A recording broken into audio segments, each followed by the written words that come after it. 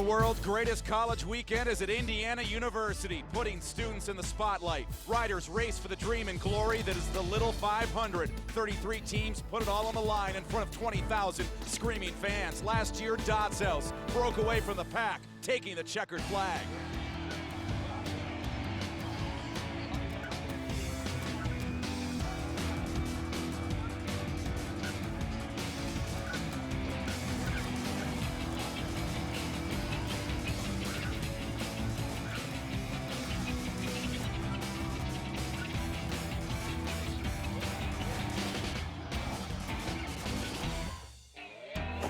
Little Pink Houses, home of the free, and today in Southern Indiana, that's something to see, is perhaps the most unique sporting event in all of North America as Granger presents the 56th running of the men's Little 500 from the beautiful campus of Indiana University inside Bill Armstrong Stadium.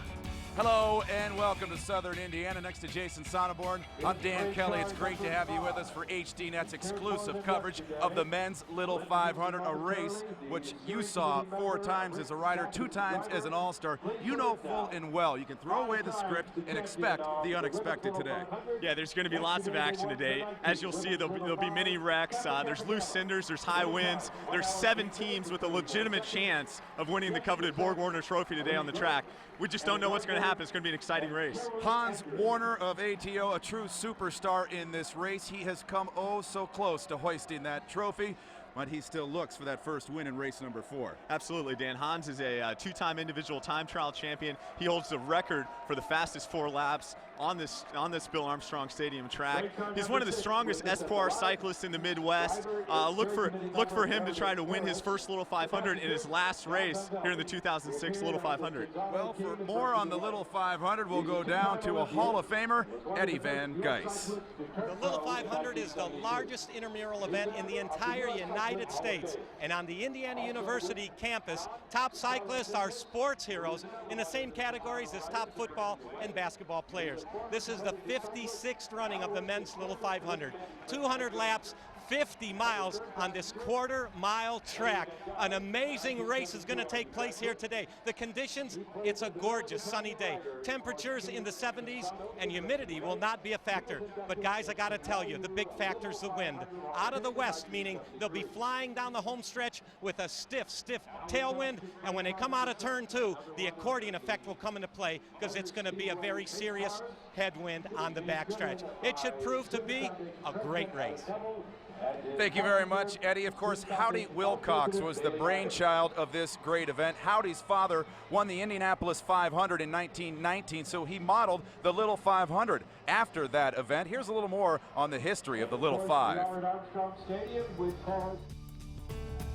Little 500 is one of IU's biggest traditions. It's been going on for over 50 years now. The Little 500 is really an interesting event because it's an intramural event, but it's unlike any other intramural event around. Indiana University has a really strong intramural program, whether that be basketball or football or whatever, but that really pales in comparison to the Little 500. Honestly, I didn't know much about it coming into school as a freshman, but first time I was here at the race, my freshman year, it just kind of encaptured me, the whole atmosphere, and just seeing like how much work and dedication these riders put into it. It was started by a guy named Howie Wilcox. He noticed the high population of students riding bikes around campus, and he decided it'd be a good idea to start a bike race for it. I'm starting to get a bigger grasp rather than it's just, you know, a fun weekend or out there to ride a bike. Like, it's an amazing event. It raises a ton of money for scholarships. They give out like $34,000 scholarships every year, so it's huge, and it's awesome to be really a part of the history because it really is a defining moment in IU's history. The culture of Little 500 IU is like so big. I mean, like I said, it's more than a bike race. I mean, we do this all year round. And the people out here aren't really our competitors, they're more of our friends. There's a lot of camaraderie involved in the Little 500 race day. You can see just all the fans in the stands, 18, 20,000 people, just all the different colors and everything. It's really special. Well, these kids know all too well the great tradition that we have in the Little 500 here at Indiana University. Today, the Cutters team tries to make history and make their mark on this event as they go for their 8th victory, which would tie them with Delta Chi for the most victories all time. Well, yesterday we saw the women's race grow, the 19th running, the first ever full field in the history of the women's race. 33 teams, and at times it was a chaotic 100 laps. Yeah, we saw a great finish in the women's race yesterday as we had 4 teams on the lead lap. Here you see just a vicious wreck that takes out the Kappa Alpha Theta team. They're a perennial favorite, and we don't like to see that. The Kappa girls rode very well throughout the day. Exchanges kept them in it throughout the entire day. Then we saw a big wreck. Watch the racer in brown, the Delta Gamma rider causing that massive pileup. And you hate to see that, Dan, but that's one of the things that makes this race so exciting. She rubbed wheels. Races are so close together. She goes down. The exciting finish, Jess Sapp beats Lauren Zimba for the 2006 Women's Little 500. Jess Sapp, she's been there before. She was there again, leading Kappa Kappa Gamma to victory in 2006. The ironic part, Jason, is you look at 2006, the finish for the women's race, eerily similar to the finish we saw in 2004 involving the same finisher. Yeah, I think what you see is a future Hall of Famer in Jess Sapp, a girl with all the confidence in the world that knows that she can win from the front, doing it in 2004, beating Bree Kovac, 2006, beating Lauren Zimba, Kappa Kappa Gamma. She's won twice. She's a future Hall of Famer. Great rider. We hope for more high drama in the men's race today from beautiful Bloomington, Indiana. All the beautiful people are gathered. The racers are ready. The Little 500 is next on HDNet.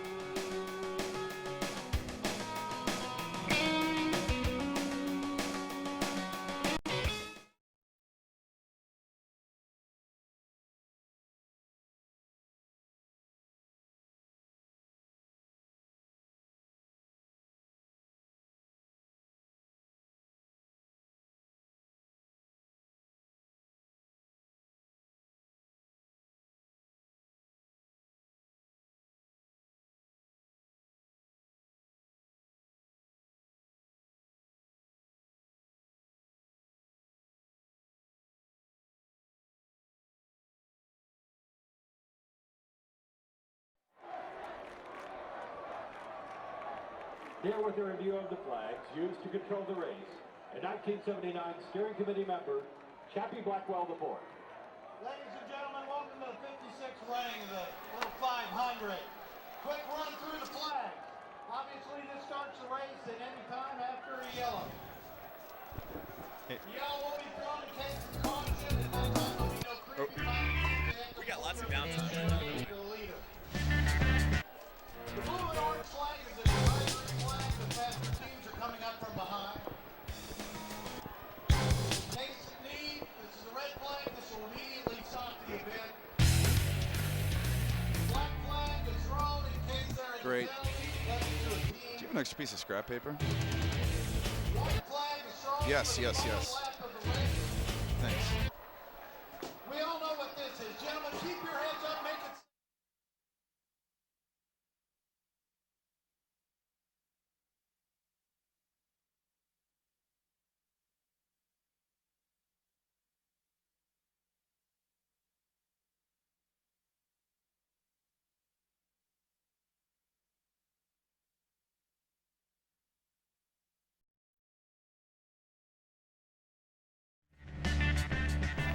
.74 degrees, the wind blowing a little harder today for the men's race than it did yesterday for the women's race. We're on the beautiful campus of Indiana University, still going through some pre-race formalities. Let's check out last year's men's race. It was a great one. Lukens tries to answer. Lukens turns it on the inside. Lukens has a wheel on him. Lukens is trying to leave him in the dust. Can Davis catch him? Can he get in the draft? Lukens is running out of gas. Here comes Davis, his burst. They're into the final turn. Lukens trying to hold him off. Lukens is a big burst, and he wins it for Dodd's House. Awesome, what a race. There was lots of kissing after that one, Jason. As always, excitement in the men's Little 500, and there is the results of the men's finals from 2005. Yeah, Dan, it's always exciting. Craig Lukens helped pick up Dodds House' second victory. An incredible performance. You saw. You saw a large, strong rider on the team on the track that was confident in his sprint that took it from the front. Look for something similar to that today. Eddie Van Geis is awaiting for more on the bikes we'll see today. This is the official Schwinn bicycle used by all the teams in the Little 500. It weighs about 22.5 pounds. It is a single-speed bike, and it's got a very, very low gear. The riders average about 110 RPM sitting in a pack, but what makes this unique, it has a coaster brake. When you push backwards on the pedals, it stops the bike. It's this mechanism that allows the riders to make an exchange on the cinders when they slide, making that exchange.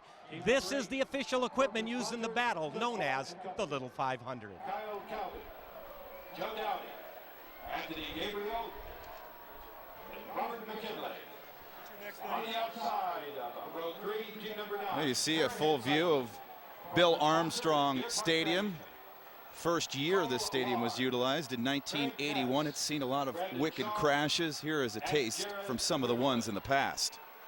We come next to row 4. On the inside, team number 10, Delta Upsilon. Corporate sponsor, Elrod Corporation. Bill Colbert, Kyle Murphy, Jason Purdy, and Ryan Smith. In the middle of row 4, Sigma Phi, team number 11. Corporate sponsor, Coaches Bar and Grill.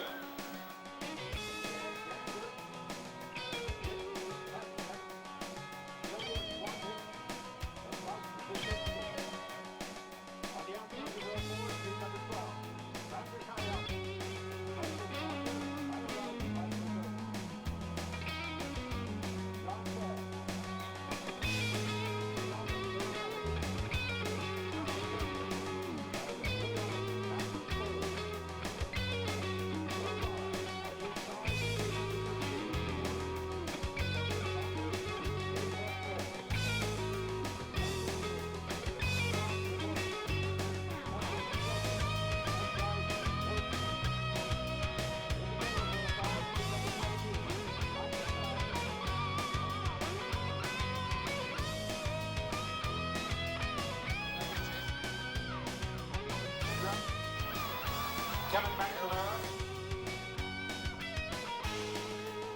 On the outside of row 5, team number 15, Major Taylor. Jason, you're a Category 1 road racer. What causes the wrecks and what makes this race so dangerous compared to others? It's such a unique race, Dan. As Eddie said earlier, they're out there racing on one gear. They do not have handbrakes, so they're relying on that coaster brake to stop them. And at times, that's not a very good mechanism to stop. You'll see an accordion effect as riders come together on the corners. When they come together and bunch up, that's where the wheels rub, and you see those vicious crashes. Well, let's meet our top 10 qualifiers for this 2006 men's race as the teams line up. Of course, Cutters in the pole position today. Yeah, this is a very strong front row, Dan. Cutters have 7 all-time wins. Phi Kappa Psi also has 7 all-time wins, and Dodds House is our defending champion from last year. So look for all 3 of those teams to be around at the end. This Little 500, Alpha Epsilon Pi. Corporate sponsor, Highland Group. Big crowd on hand today, expecting between 18 and 20,000. It's almost like a high school event, except there's 33 different high schools cheering their teams on, 33 teams, and they are separated by color, and they are rowdy and ready for this race. It's amazing to me. All the proceeds go to working student scholarships. The students on campus pack the stands. They come from the fraternity, sorority houses. They also come from the residence halls. They want to be right behind their favorite teams in the pits. So you'll see the different colors align with the different pits throughout the track. It's something that you cannot see anywhere else in the world, and it makes this one of the most exciting races in the world. Well, yesterday's women's teams were honored earlier today, and there are the victorious ladies enjoying their moment in the spotlight. I would imagine, though, the celebration continues beyond Saturday. They will go down in history as Little 500 champions, and that's one thing that doesn't change. When they come back for years, they'll always wear their ring, and they essentially walk on water here on campus. Well, today the men compete for the Borg Warner Trophy, but the rings are also significant, whether you're a professional athlete or an amateur athlete. that is kind of the symbol of greatness. Around here, it really is a defining characteristic, whether you have that ring or not. Today, Hans Arneson, one of the best bike racers ever to compete in the Little 500. This is his last Little 500, the 2006 edition. He's going to give everything he has to win this race. It's one thing to compete in the race. It's another to take the victory. Today, Hans is going to try to separate himself and take that victory. Well, Kelvin Sampson, the new basketball coach at Indiana University, is in the house, and he is putting his hands against the fans and enjoying the atmosphere, riding in the lead car also today. The grand marshal of this race. Sigma Chi. Corporate sponsor, Pizza Express. In the middle of row 26. You can see the Phi Gamma Delta pit warming up. That's Joe Keck, very experienced rider for him. He's on Riders Council. Look for that team, the team in orange, Phi Gamma Delta. They have 6 all-time wins. Look for them to be a powerhouse today. Lambda Chi Alpha in the 12th position with the yellow and green. Todd Deaver, Matthew Richardson, Gary Shoulders. Track conditions, how are they today? The track was in a little bit better shape yesterday. They've been dumping lots of water on the track overnight. They want to keep the track wet. They want to keep the track, the cinders compact, which makes for a fast, safe surface. What happens is the sun kind of dries it out, and throughout the day, the sun's going to dry out the track. The cinders are going to loosen up a little bit, and that's when we'll see some ruts form, and unfortunately, it's going to cause some crashes. And Peter Schlifke. 200 laps is this race. We saw 100 yesterday for the women. 2 bikes per team. The length of the course is 410 meters. Do we see a lot more strategy in the men's race compared to the women's race since it's so much longer? Well, it's a similar format. There are more laps to eat up. We've seen in the men's race throughout the years, we've seen a couple teams lap the field. That's happened in the men's race, which has never happened in the women's field. I think today there are 2 teams capable of lapping the field. The Cutters, the team in white, as well as Dodds House, our defending champion in yellow. Both those 2 teams are going to try to maybe put a lap on the field, which is different than the women's race. See teams usually with the mixed uniforms in the lower ranking of the polls, and a man who is joined by one of the premier superstars of this race, Eddie Van Gijs, is with Hans Arneson. He is the biggest name in cycling on the campus at Indiana University, Hans Arneson. And Hans, you hold a record in the individual time trial. You've won all these individual things, and yet victory has eluded you. Last year, 5th, the year before that, 2nd. How do you feel coming into this one? Well, this year, it's the perfect day for a race. Just looking to go out, have a lot of fun. This is my senior year. I want to make this a day to remember. And win or lose, if we can get the title as a team, it would be great. If not, I'm sure we're going to go out there and still have a good time. Well, best of luck to you, Hans. Good luck. You know, this guy here, well, his family came from Norway years ago, and you can bet this Viking blood is going to show today in the Little 500. Back to you guys upstairs. Thank you very much. Eddie, Hans said his first crash ever was in that 2005 race. He ended up finishing the race, did Hans. After the race, though, that night, 6 hours in the hospital, 4 hours the next morning getting the cinders scraped out. There's actually a little medical kit to kind of treat the cinder injuries right off the bat. I'm sure you've experienced that, Jason. Thanks for reminding me, Dan. The worst pain in the world you can feel is when you get in the shower after a night in which you've wrecked at the track, and you got to dig into those wounds and pull the cinders back out. What Dan's referring to is last year Hans went down on the first lap. The excitement and the wrecks just started off right away. But he pulled his team back into it, and that's the kind of strength Hans has. So we'll look at today. Really, what we'll see is one man in Hans working towards a team, whereas there's more balanced teams in Cutters and Dodds that may have a better chance. It's that one power horse, that one superstar versus really balanced, strong teams. Hans Arneson, president of the Riders Council, a title that you also held years back. What is the significance of that role? Well, Riders Council is just an opportunity. It's a leadership position. You come to the track, you train new riders on the event, and really you structure practice at the track so you can help keep the race safe. Well, let's go trackside for today's invocation. Let us pray.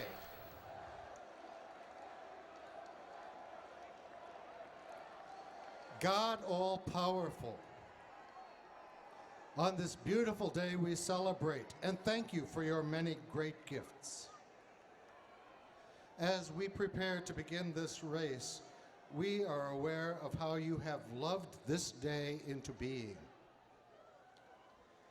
It is you who have given these men the strength, the stamina, the perseverance, and the vision that have brought them here. We thank you for the manifestation of your power through them. We pray that you will keep them safe from all harm.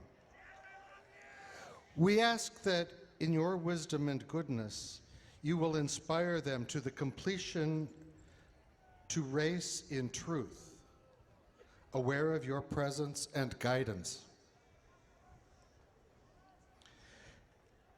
As we gather, we are also aware of the grief which binds so many in the losses of Nicole Berkey, Christine Wampler, and those who died so tragically Thursday night, Chris Carducci, Garth Epley, Georgiana Yoshi, Zachary Novak, and Robert Samuels. Source of all mercy, take them to yourself. In silence, we pray for them.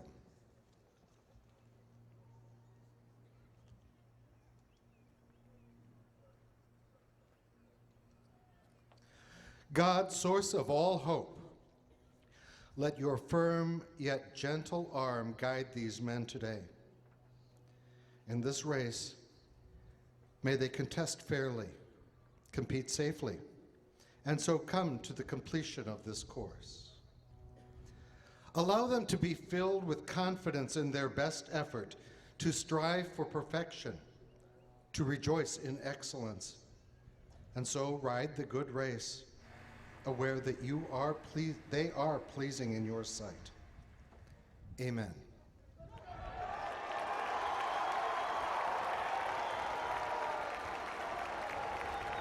Be watching skyward now for parachuters from Skydive Greensburg, carrying flags into Armstrong Stadium.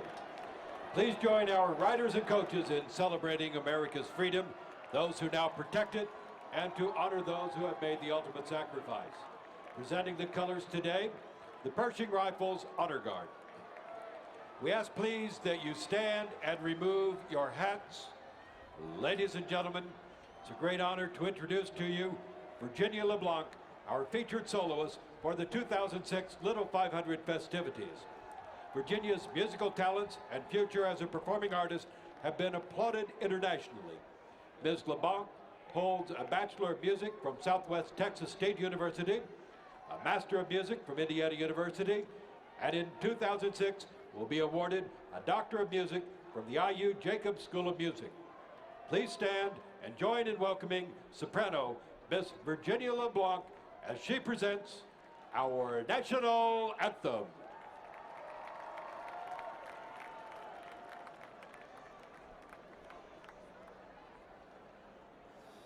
Oh, say, can you see by the dawn's early light what so proudly we hailed at the twilight's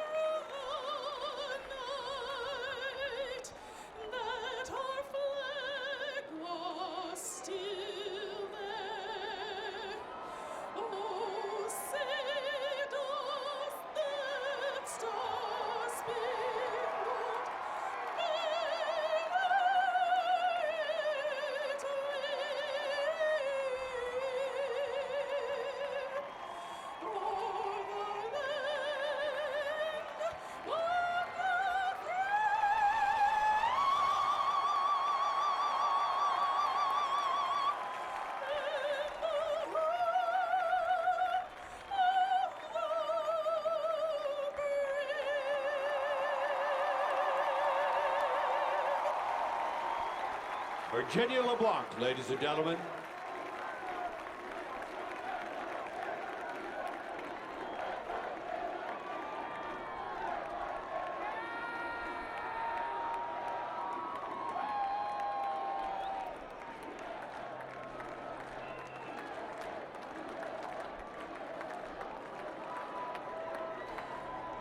As the starting riders have assumed their positions and continue to come to the line, here, the acclaimed a cappella group from Indiana University, Straight No Chaser, back home again in Indiana.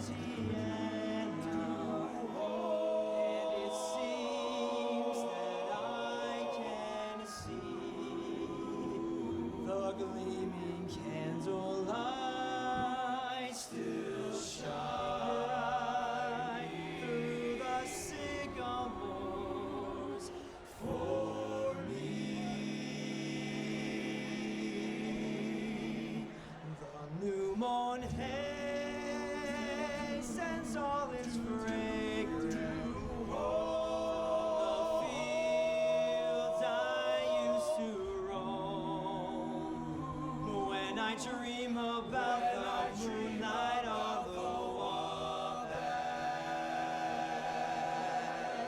Then I long for my Indiana home.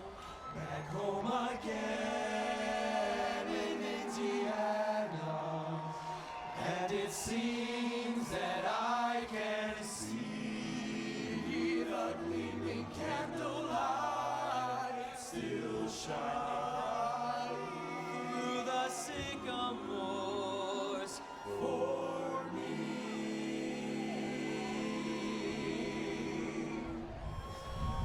New Monet sends all its fragrance from the fields I used to roam. When I dream about the moonlight of the Wabash,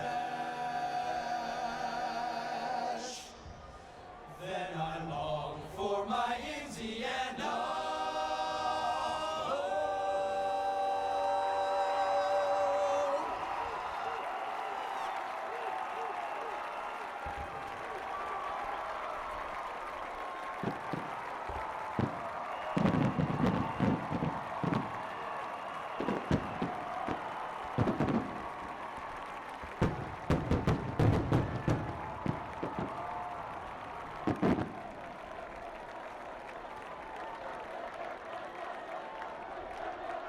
If you are in the infield and not officially credentialed as a participant or official, we'd ask please that you move into the grandstands around Armstrong Stadium.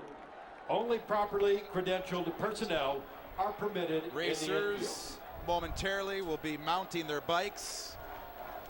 Now, ladies and gentlemen, uniting during the parade of cars, head coach Kelvin Sampson, our Grand Marshal, and along with him, your Indiana Hoosiers.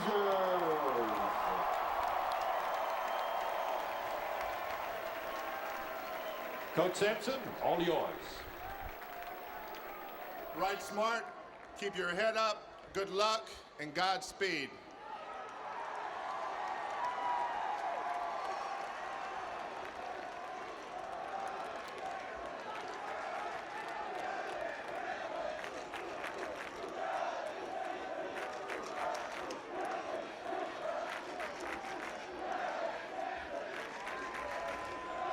Now, the words we've been waiting to hear for the 56th edition of the men's Little 500, the traditional charge to the riders from Coach Kelvin Sampson. Gentlemen, mount your Schwinn bicycles.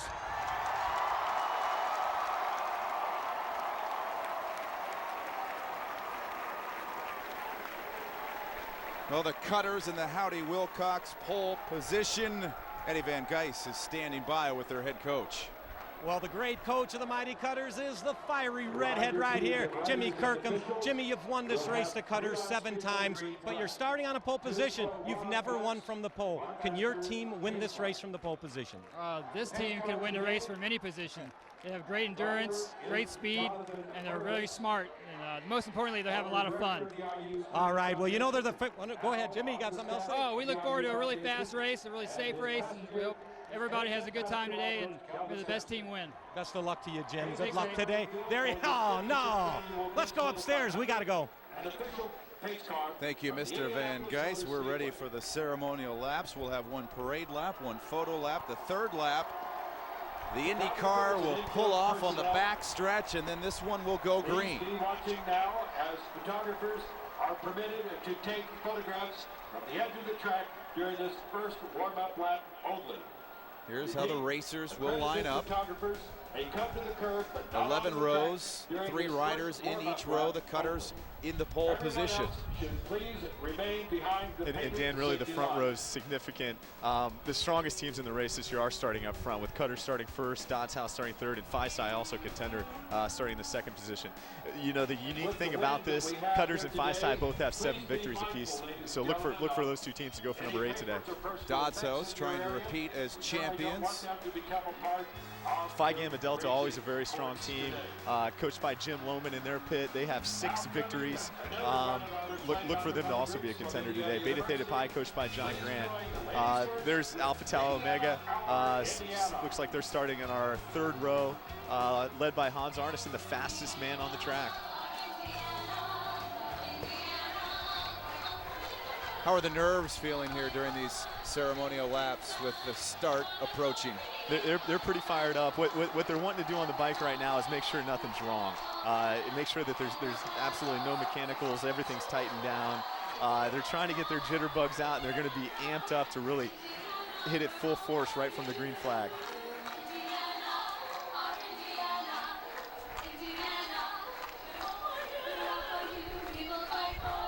Black Key Bulls is a team that you may see sneak up there today. They're led by CT Blackwell and Isaac Neff.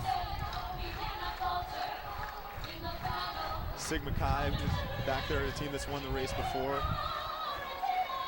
Achtung. A little German influence. Shinzano has the honor of winning the race from the farthest back. I think they started 28th one year and have won the race. Today they're starting 31st. You never know. That's the exciting thing about Little 5.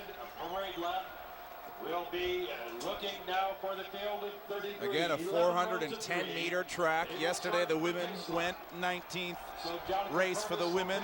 This is the 56th annual for the men. They will go 200 laps. And this is the last pace lap they're going to take right now. These guys are so amped up, so fired up, so full of adrenaline. They're going to hit the gas as soon as they hit the start-finish line. What they want to do is penalize the teams that didn't start closer to the front. They want to string it out right from the gun. Sasha Lan on the bike for Cutters in white. Yeah, that's Sasha Land. He's a Bloomington native, a great kid with a lot of race experience who's going to have a great race today. Well, here they go. This one is going green. 56th annual Men's Little 500 is underway from the campus of IU. Cutters remain in the early lead. And you can already see it starting to string out. Sasha wants to lay down the hammer right from the get-go. He's going to ride like a 32, 33-second lap, and just really, teams are going to fall off the back right away. Here comes Hans on the outside. Hans doesn't want to wait around too long. He wants to be up there where the action is. He wants to stay away from the trouble in the middle of the pack. Phi Gamma Delta sitting comfortably behind Hans. Hans will have to serve a pre-race penalty during the first 20 laps. It'll be interesting to see when ATO does serve that penalty. And that's a huge unknown for them, how they're going to serve the penalty, whether Hans is going to exchange and let somebody else serve it, or whether he's going to do all the work himself. Look at this, though. He's not afraid of the penalty. He's on the front right now doing more work than anybody else. He wants to face time. He wants to be right there. ATO in the baby blue. Hans Arneson is in the lead. He said this is his last time on the bike, and he wants to make it count. He doesn't want to just sit back and eat laps. He's strong enough. He can ride this race any way that he wants. He could sit in or he could ride it on the front. The real challenge is going to be for Hans when he gets off the bike and he has to rely on a teammate out there. Cutters trailing ATO early. You can see the wind playing a factor on the backstretch. Nobody really wanted to pull down the backstretch that time. That's Joe Keck for Phi Gamma Delta, the team in orange. He's going to sneak right up there. Joe's an experienced racer with a couple races under his belt. Phi Gamma Delta in orange, also referred to as Fiji. And Chaz Paul for Phi Psi. Chaz has had a great spring on the track. He finished 6th in ITTs. Look for him to keep his team in it. Chaz Paul in the black. I like his pre-race strategy. Listen to Rage Against the Machine and Aventi Starbucks, and he's good to go. The caffeine trick is something that cyclists commonly use. Yeah, a little caffeine about 30 minutes before the race to help you on these first couple laps. But seriously, how much do riders hydrate themselves over the next 198 laps? Well, that's critical. That's you want to have coaches and support staff in the pits, keeping the liquids fresh and handy.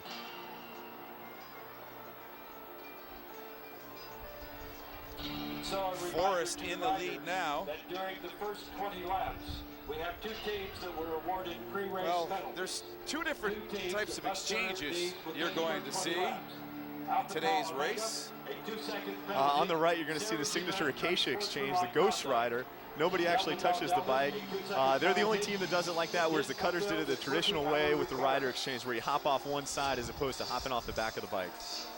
There's that traditional rider exchange. First exchange of the race, great exchange. You saw him keep his pace up. The rider getting on was running and the momentum was there. He's going to get back into the pack. Ghost exchange, a lot of children will remember that when they would put their bike down a hill, but you actually lose contact with the bike for a bit, don't you, making it more dangerous? That's the scary thing about it. Acacia's old coach, Tom Schwegler, taught them that, and their theory is that that's a faster exchange than the other exchange that you saw the Cutters do. There you see it on the backside, Forrest with the exchange. And I'm really amazed right now. What we see now is some teams from the back move up to the front of the pack. Ahead of our pre-race favorites, Dodds and Cutters, and Fiji's kind of scooted back a little bit. Delta Sigma Pi in the lead. Here comes Hans. He looks like he's a little nervous and he's doing something.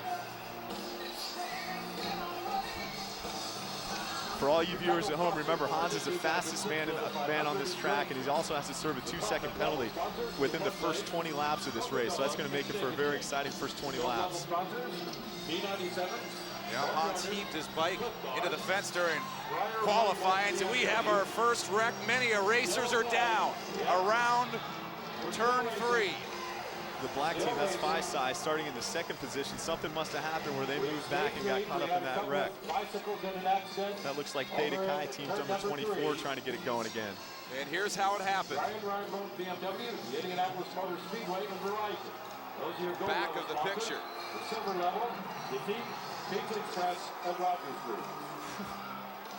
And Dan, you can see why you don't want to ride in the back of the pack. There's not a whole lot those guys can do.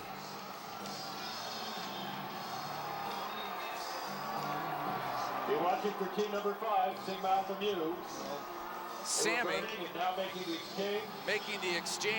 Team number 11. We'll see if they can hold the lead. See the riders going now through the first They're passed by Delta Sigma Pi. But a 10-yard gap. And it's a kind of a slow pace is what we're seeing right now, Dan. I think everybody's waiting and trying to react to the Hans penalty. Nobody really wants to try to take the lead and make the race fast. The Cutters, team number 1 now in the lead. Cutters pulling into the lead. All riders back from the 7th place team, Cutters. That's where they finished in 2005. And they've certainly dominated the Spring Series events here at the track. They really were itching to have a team pursuit event. I know that's one that they really wanted this year. They stood out with Alex Bishop missing out this year, and finishing second in ITTs, as well as Sasha Land finishing in 9th in ITTs. Dave Coughlin's also an experienced rider for them.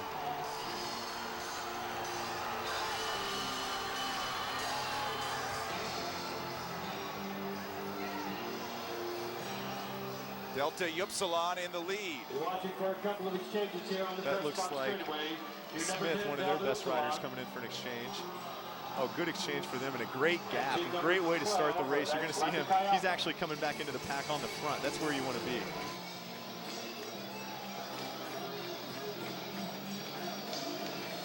This slow pace is allowing a lot of teams to creep off the front and get good gaps for their first exchanges of the day. That's going to help them a lot. What's the Well, Eddie Van Geis has more thoughts on this race as we approach lap number 12.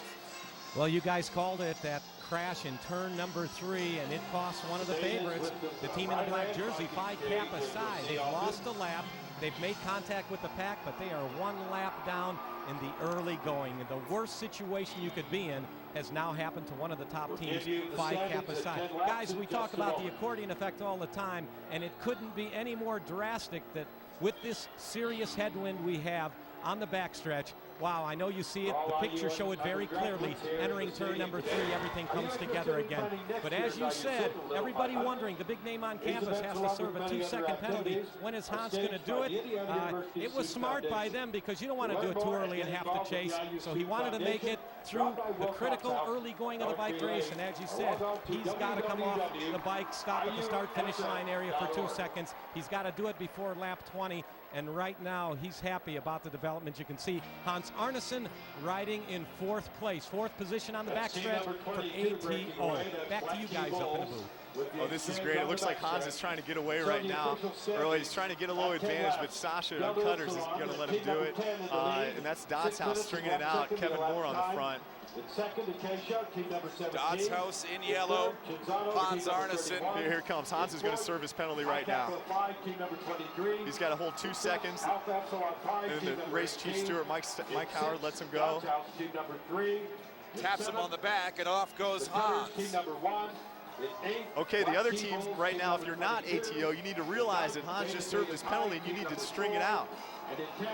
What do you mean by stringing it out, Jason?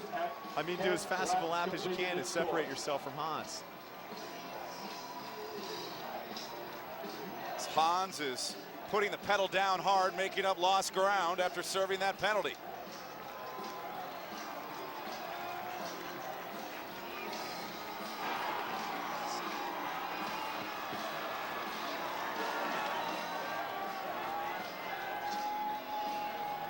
It looks to me like Cutters and Dodds House just realized that Hans served his penalty, and now they're picking up the pace, and they know Hans is going to have to work his way through the pack. Race about 9 minutes old.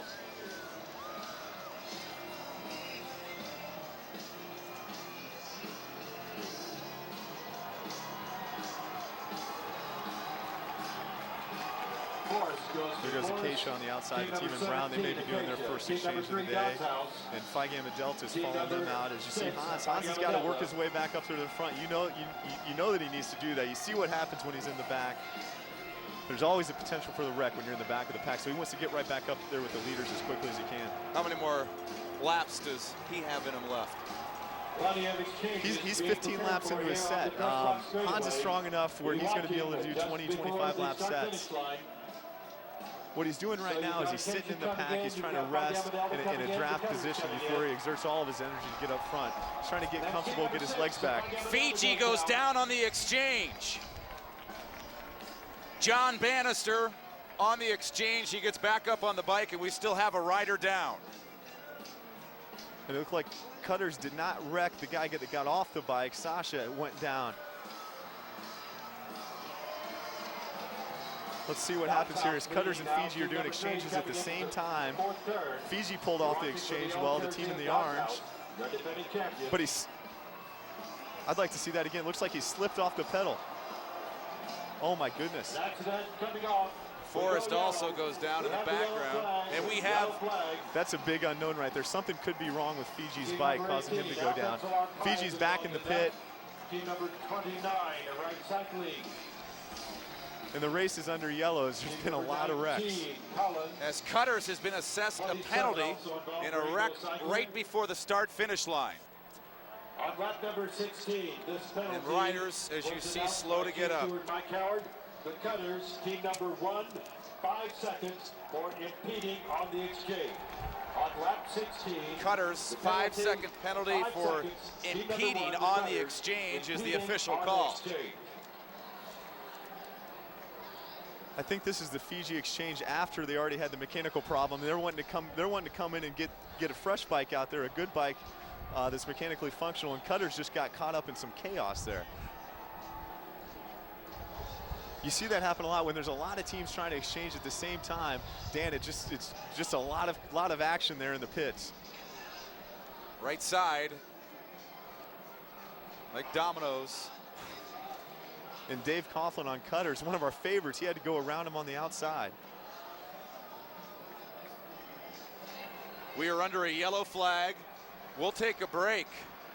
We've still got about 181 laps to go. Already lots of action from the men's Little 5 in Indiana.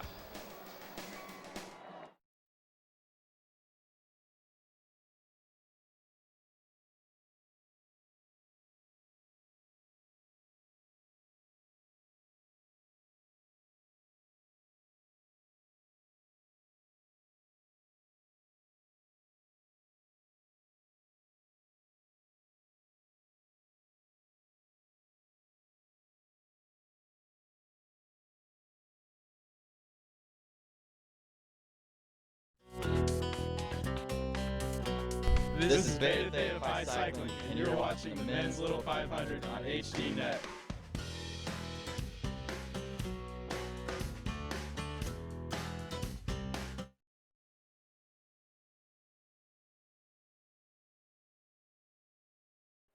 It's Dodds House and Alpha.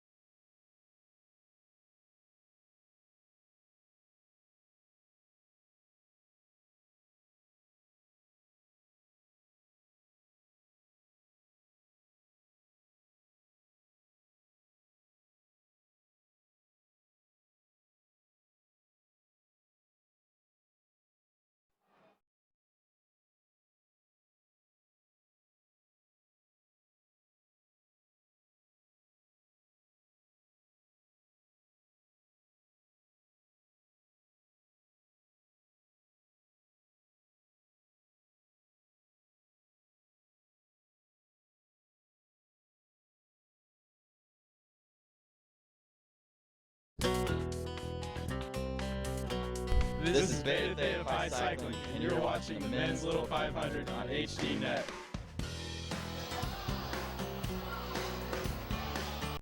We are back to green. Hans Arneson of ATO in the blue in the lead. Dodds House in second place, making their move along the gutter. Lots of confusion after the collision and penalties we saw moments ago, Jason. Yeah, and this is where you're going to see an alliance form between ATO and Dodds House. They're going to work together and try to distance themselves, try to keep the pace high and distance themselves, essentially lap Cutters and Phi Gamma Delta, two teams that got caught up in that wreck. Daniel Houchins on the bike for Dodds House. Dodds House in third at 20 laps. Seventh in individual time trials for Daniel, fourth in the missing out. And he's a great time trialist. He loves this right now. He could do a 20-25 lap set out there with Hans, and they're just trying to roll it, trying to get away from Cutters, really. Into lap 24, a little over 15 minutes old is the 56th Men's Little 500 here on the campus of Indiana University. Team number 16 is Briscoe. I'm not sure if they're on the lead lap or not. They are a strong team. They finished in the top 5 the last 2 years. You see Hans dropping the other two guys in the break with him. Briscoe in the green with orange trim. 17, Lysai High, team number 8, and an 18th by Campus High. Bit of a team break number for 2. Hans to go yellow and get a rest around lap 16. Hans looks a little winded right now to me. He is the strongest man on the track, but riding in that one gear wears on your legs throughout the day. He looks a little bit tired. There's Dot's House. They're just going to try to stay with ATO right now. They don't want to get dropped by ATO. ATO went down. Team number 31, one of those involved, Chinzano. As we've gone yellow, another minor crash compared to what we've seen today.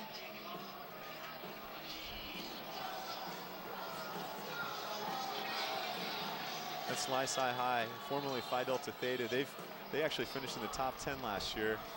We are in the yellow. You may not advance. We remain in a yellow. Please be mindful of the pace on the course. I was mistaken. I don't think ATO did go down. What I saw was one of their riders in their pit sprint across the track just in case that Hans did go down. Robert McKinley, the rider for Lysai High that went down, as this race remains in yellow into lap 27.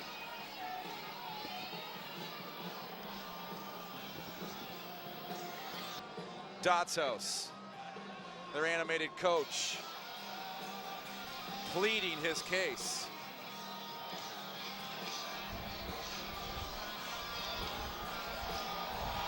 Yeah, exactly. While we're under yellow, everyone out on the track needs to hold their position to the leaders. Hans is in the lead, so everyone else is not allowed to improve their position to Hans. They're going to get a green, and they're back to racing. Green flag, we return to racing.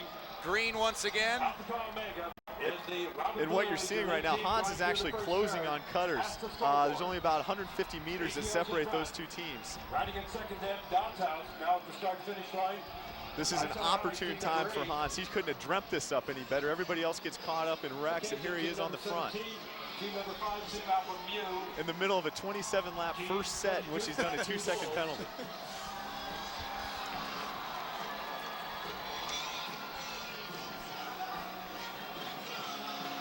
Such a fluid stroke.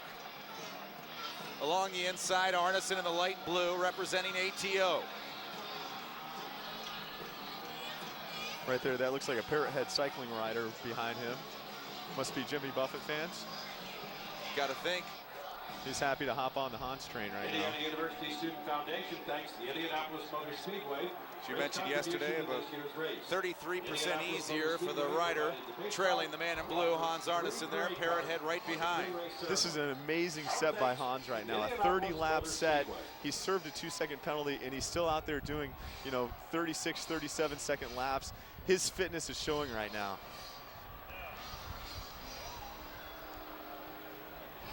Just to give you an idea, Dan, everyone else is exchanged. There are 2 or 3 riders deep right now, and Hans hasn't gotten off the bike yet. Should we be looking for an exchange, though, soon from Hans and ATO? Well, they have to do at least 10. You will be looking for an exchange. And this could wear on Hans's legs later in the race, but right now he's trying to take away all the unknowns, and he wants to just lap Cutters. Good shot there of Dot's House, their coach, letting the men on the bikes know which lap they are into. We are into lap 31, race about 19 minutes and 30 seconds old.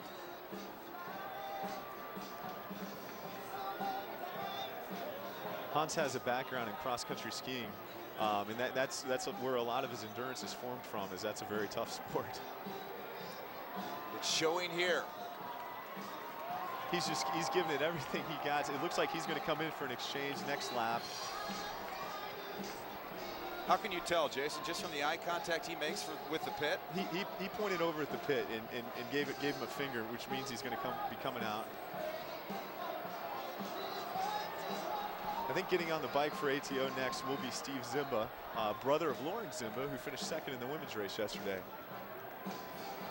But again, Hans has just done an unreal first set, over 30 laps, serving a 2-second penalty, and has his team up half lap on the field.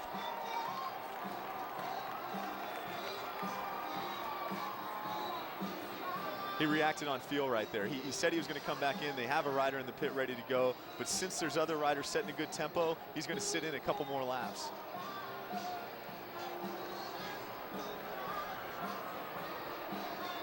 And there's cutters. They're just trying not to get lapped right now. See the leaders into lap 33. 200 laps to complete the men's race as Dodds House goes in for an exchange. Here comes, you know, hot. Here's team number 7 still in the lead. Eddie Van Geis is trackside with more injury reports. Well, there's a young man that was transported to the hospital representing team number 18, Alpha Epsilon Pi. He is Michael Redder from Atlanta, Georgia. He's a sophomore. And guys, I just got to tell you, he took a hard hit.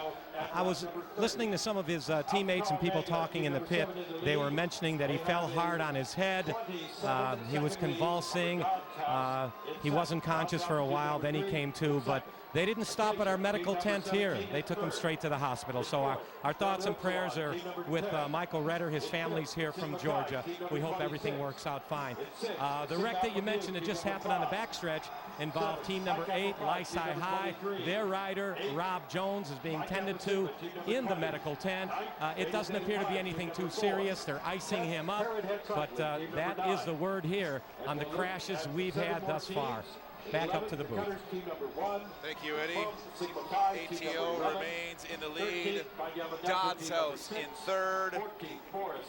Acacia in third. I should say Dodds House in second. 16th, team number 18, Alpha Epsilon Pi, and 17th, Wright, team number 29. You can see Dodds and Acacia working together right now. Acacia's another team that'd like to be up there with the leaders. Them and Dodds are going to trade poles and try to gain ground on Hans and ATO right now.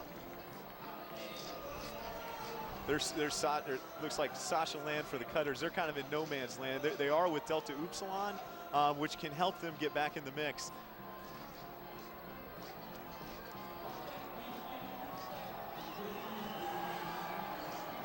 Correct that. That's Alex Bishop on the bike. And there's Hans. Hans has just lapped the cutters.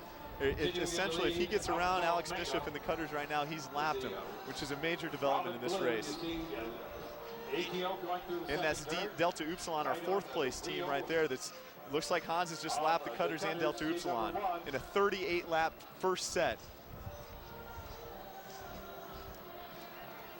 I mean, is Hans just going to go the whole race here for ATO into lap 37? Well, he did. He's got to exchange. They got to exchange 10 times. And I've never seen a performance like this at the track. I've seen, you know, this is my 10th race that I've been to. I've never seen a race like this, or a performance like this out of an individual. You've raced with him before.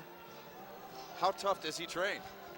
Well, his training regimen is very strong, and Hans is just an incredible athlete. He competes in Category 1 and Category 2 cycling events in the summertime, and has that race experience to back it up. You'll see him ride throughout the year in racing USCF events in the summertime. And perhaps he's remaining on the bike so long because coming into this race, the depth for ATO was questioned. We'll see what his teammates can do to keep them in this place. It's a question mark. He's given them such a pad in their lead right now. He's got to be confident giving it to him. He's going to have to give them the bike and make an exchange at some point. Team Alpha Mu, team number 5, those are your top 6.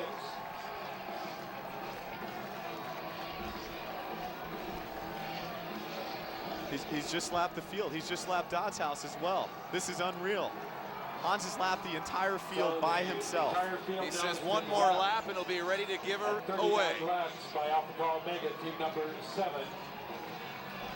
One lap ATO in light blue.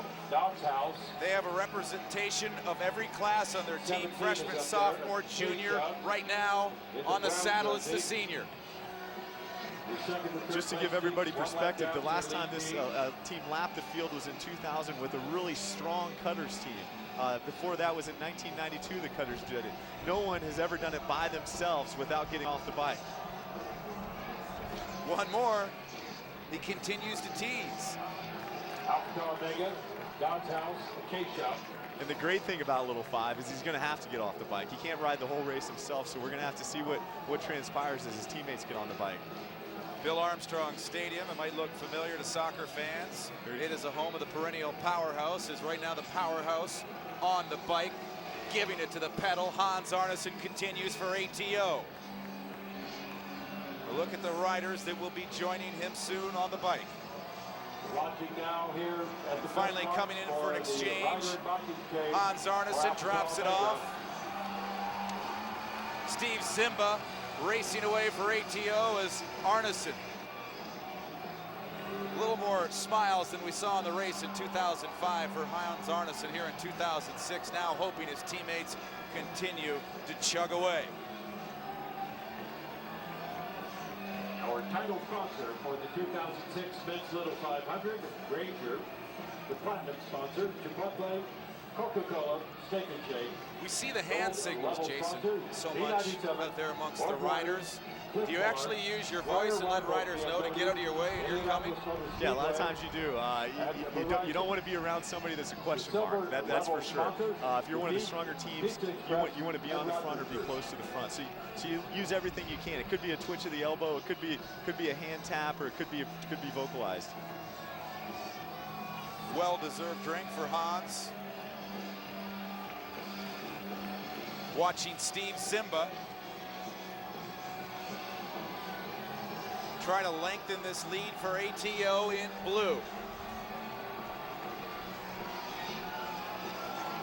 Dodds House in second. Sorry, Jay. ATO's off the front again. They've already lapped the field, and they're going for another one. It's amazing how aggressive ATO is riding this race right now. Team number 7 out to Omega, 25 minutes and 15 seconds. They have about a 50-yard lead. And nearly 40 seconds behind your second. Does ATO? Black Key Bulls, Dodds House. In third. In second. Team number 20. In fourth, Dodds House. Eddie Van Geis, Hall of Fame rider yourself. Bill Armstrong Stadium. We didn't see this stadium debut until the early 80s. How's this track compare to the old track that you raced on? Well, fellas, you know, they call them both oval tracks, but I got to tell you, they were totally different in shape. I'd call the old Memorial Stadium probably a hot dog or a torpedo. I mean, it had long straightaways, and it had very tight, short turns. So it was a more dangerous track.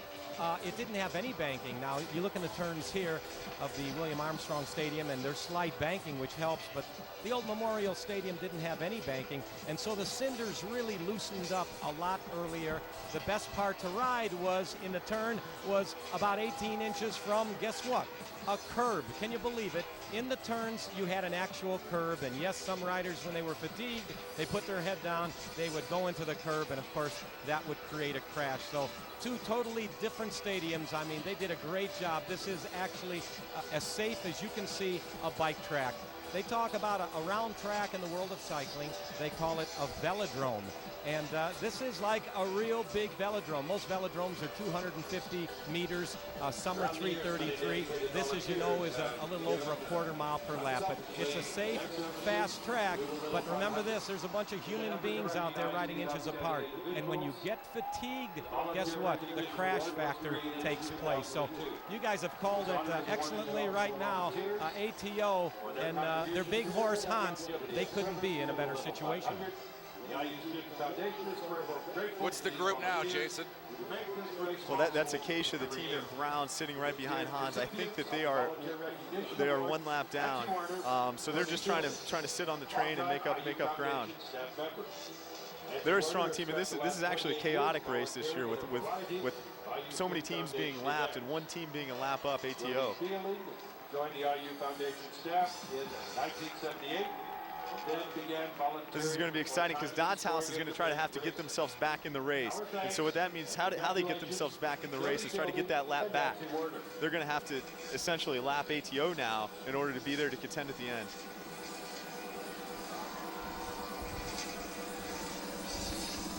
Obviously looking good with the yellow shoes. If they can, ride as well as they look, that'd be terrific.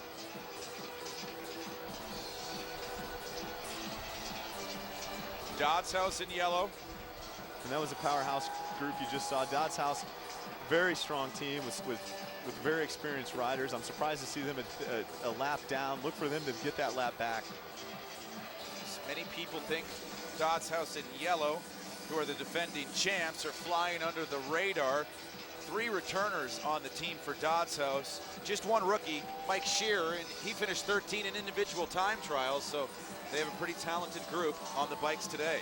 A very, very balanced team, and they train very, very hard all year long, putting in 70 or 80-mile rides in the fall, and then in the spring they step up the intensity and start to do interval work.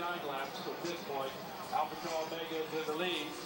Acacia, the Cutters. Into lap 50. 31 minutes old is the 56th men's little 500. Black Key Bull. Okay. Then we drop back to team number Hey guys, you're 20. looking right there. You see Dodds and ATO, and isn't it ironic that the most aggressive rider coming into the race, everybody talks about Hans Arnesen of ATO, and now ATO, instead of being aggressive, they're in a position that they want to defend this lead that they've got on the Cutters. I mean, the Cutters are going to key off ATO on the Cutters, and there you see it, Alpha Tau Omega right there. Boy, they've got a lap lead on the Cutters, and all they have to do is they've got to watch the team in white, the pole sitters, and make sure that they don't gain their lap back. So they're in a position right now of defending their lead. Similar to we've seen Lance Armstrong in his many Tour de France wins. We know when he goes into defense mode with his team, and now you've got the same thing. It might not be a road race, it's not the Tour de France, but it is the little 500, and right now the lead team wants to protect their one lap lead. Eddie, would it surprise you if ATO could hang on to this lead for another 150 laps, since it is at a pretty comfortable gap right now? You know what, that's a good question, and if we had a calm day without all this wind, I would say probably yes. Of course, you got to keep the two wheels on the ground. You got to keep the bike up and not get in a crash. But with all the wind that's taking place today, and I mean, it's really blowing down here, guys. It's very windy. I think that the Cutters now, when they attack, it's not going to be when Hans Arnesen is on the bike. So the Cutters are going to pick their moments very, very carefully. They're going to want to work with other teams a lap down. Believe me, there's going to be a lot of communication on the bike. Guys, let's do it. But the major attacks have to take place if you want to get back in the bike race is when the best bike racer for ATO, Arnesen, is not on the bike. Right now, Hans Arnesen not on the bike for ATO, but what a job he did early to set the stage. Serving that 2-second penalty.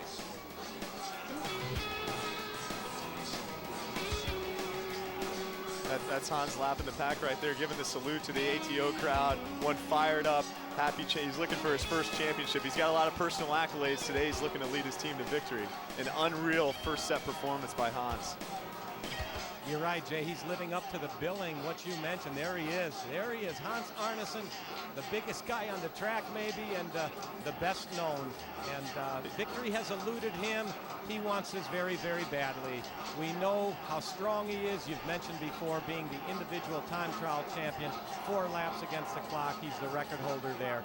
But they are happy right now. As you look at the field, the yellow jersey, you're seeing Dodds House, the defending champion. Look at it strung out. They're going full tilt right now, trying to open up a gap, and it's the job. They come into the pit right now. Dodds House, the defending champions in the yellow jersey. They've got a lot of ground to make up, and it's the job of everybody wearing the ATO blue to not drop too far back. That's the worst thing they could do. When you ride up front, and they ride with the key teams, Dodds and the Cutters, who they've lapped, well, they're going to be in a safe position. But they have to avoid dropping back in the pack, because in the sport of bicycle racing, when fatigue sets in, that's where the weaker riders are, towards the back of the pack, and that's where the high probability of an accident occurs. Black Key Bulls, Jason in the brown sweater with blue trim. Is this a big surprise? This is their first race ever, and they're in second place right now to ATO. This is their first race ever, but they do have some consistency. They have Mike Troynacki in their pit, who coached Teeter as well as Sigma Chi before them. And they have some really strong riders, and Isaac Neff, who's an experienced mountain biker, and CT Blackwell, who's ridden a couple races before him. So it is a little bit surprising. They've moved up very well in their first race. Black Key Bulls, team number 22. The 5th, the Cutters, team number 1. In 6th, Delta Upsilon, team number 10. Into lap 57, 35 minutes and 30 seconds old is this race. 9th, Kinzano, team number 31. And in 10th place, of course, team number We've already 13. had some big crashes, and this race isn't even nearly halfway through. Sigma Pi, team number 11, 12. Pi Gamma Delta, team number 6, 13. Pi Kappa Phi, team number 23, 14. Sigma Alpha Mu, team number 5, 15. Major Taylor United, team number 15. 16, team number 9, Parrothead Cycling. 17, Evans Scholars, team number 21. And in 18, Lambda Chi Alpha, team number 12.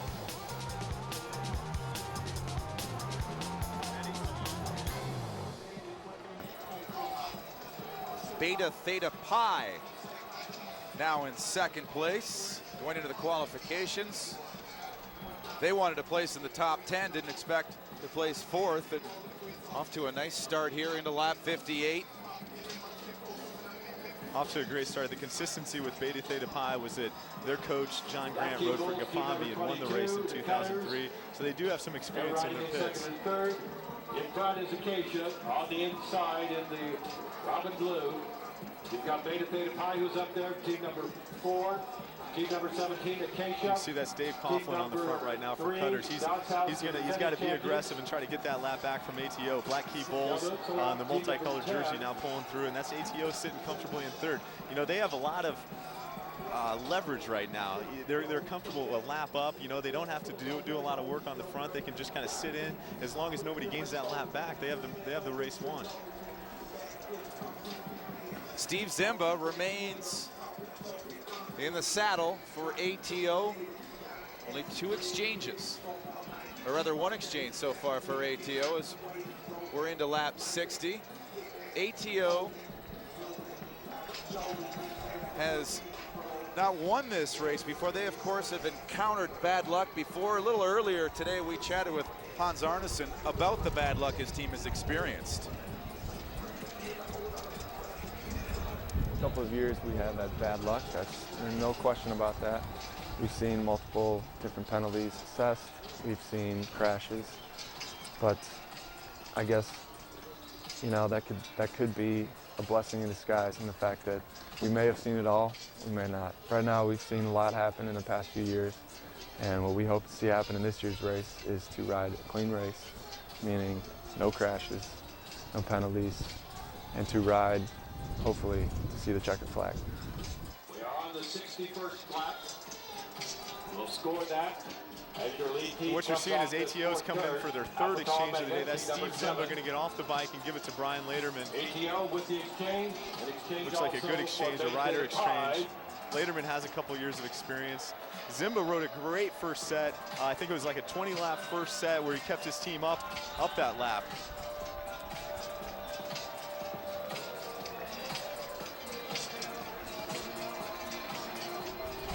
Brian Laterman.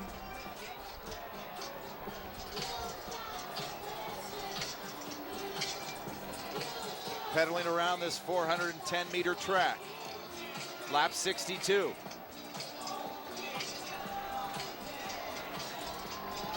There's Black Key Bulls pulling through the front. Whenever ATO goes in for an exchange, what these Black Key Bulls, Dodds House, and Cutters teams need to do is they need to punch it and pick up the pace and try to get some ground back on ATO.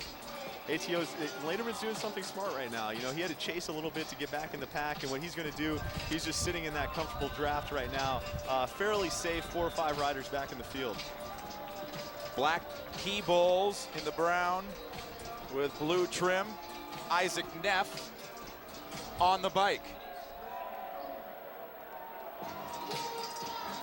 As the leaders through 61 laps.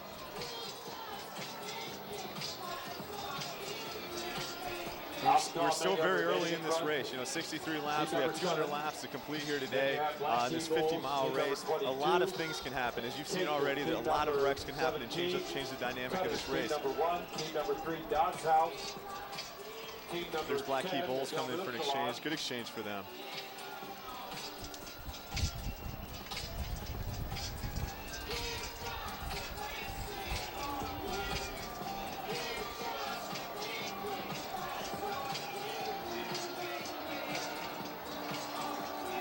ATO remains in first place. You saw the tapping on the helmet there by the Delta Upsilon rider. That may signal that he wants to come in for an exchange pretty soon. I also saw the Acacia rider, the team in brown, he made the signal to the pit when he came by that he's going to come out for an exchange. Beta Theta Pi in second. Eddie Van Geis is with Team ATO. Yeah, this is the coach of Team ATO, Norm Hoos. And Norm, things couldn't be better right now. Lap 64, you guys are one lap up on the field. Your thoughts? You don't always find yourself in this position. It's been great, and there's a lot of racing to go yet, but it's wonderful. What do you tell your boys right now? I mean, you guys have the lead. What do you tell them each and every time a guy gets on the bike? Every time, first of all, go out and have some fun. Be careful, stay out of the way, stay to the outside, and just go. All right, it's noisy down here, fellas. Everybody pumped up in the ATO pit, and Norm, who's a busy guy. Yesterday he coached Kappa Delta to second place, and today, right now, he's got the lead with ATO. Good luck the rest of the race, Norm. Let's go back up to the booth. Thanks, Eddie. All good racers have to know how to multitask, right? Like Coach. Norm was so close yesterday with that second place finish by Kappa Delta. Today he's got a lap up. He's feeling pretty good down there right now. Being a lap up, is it too early to be extremely cautious? Well, it's never too early to be safe out there, and being safe just means being in the front of the pack. Not hitting your brakes, not overlapping wheels, not letting guys stay out there too long where they suffer from dehydration and they're tired on the bike. That's when the wrecks start to happen. So being safe just really means being on the front of the pack. Dodds House in third place. We're going to see two exchanges right now, a Dodds exchange and a Beta Theta Pi exchange. We'll see if they can pull this off safely. Looks like they had some communication. You saw them stagger their exchange. Good exchange for both of those teams. In red is Beta, or Beta Theta Pi.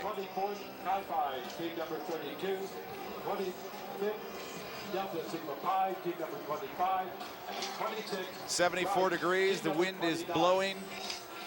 20,000 fans enjoying it. Someone down in back of the pack.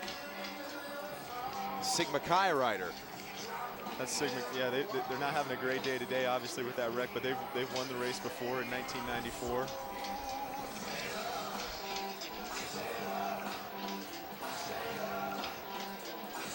There you see Cutters rider Alex Bishop on the front. He's the winner of Missing Out. See at the back of the pack where Sigma Chi went down.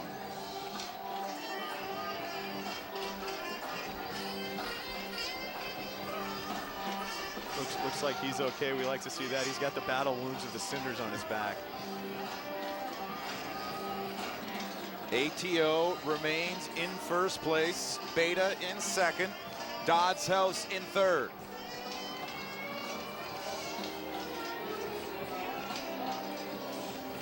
And I'm really impressed with the way the ATO rider is riding right now. Brian Lederman riding on the front of the pack.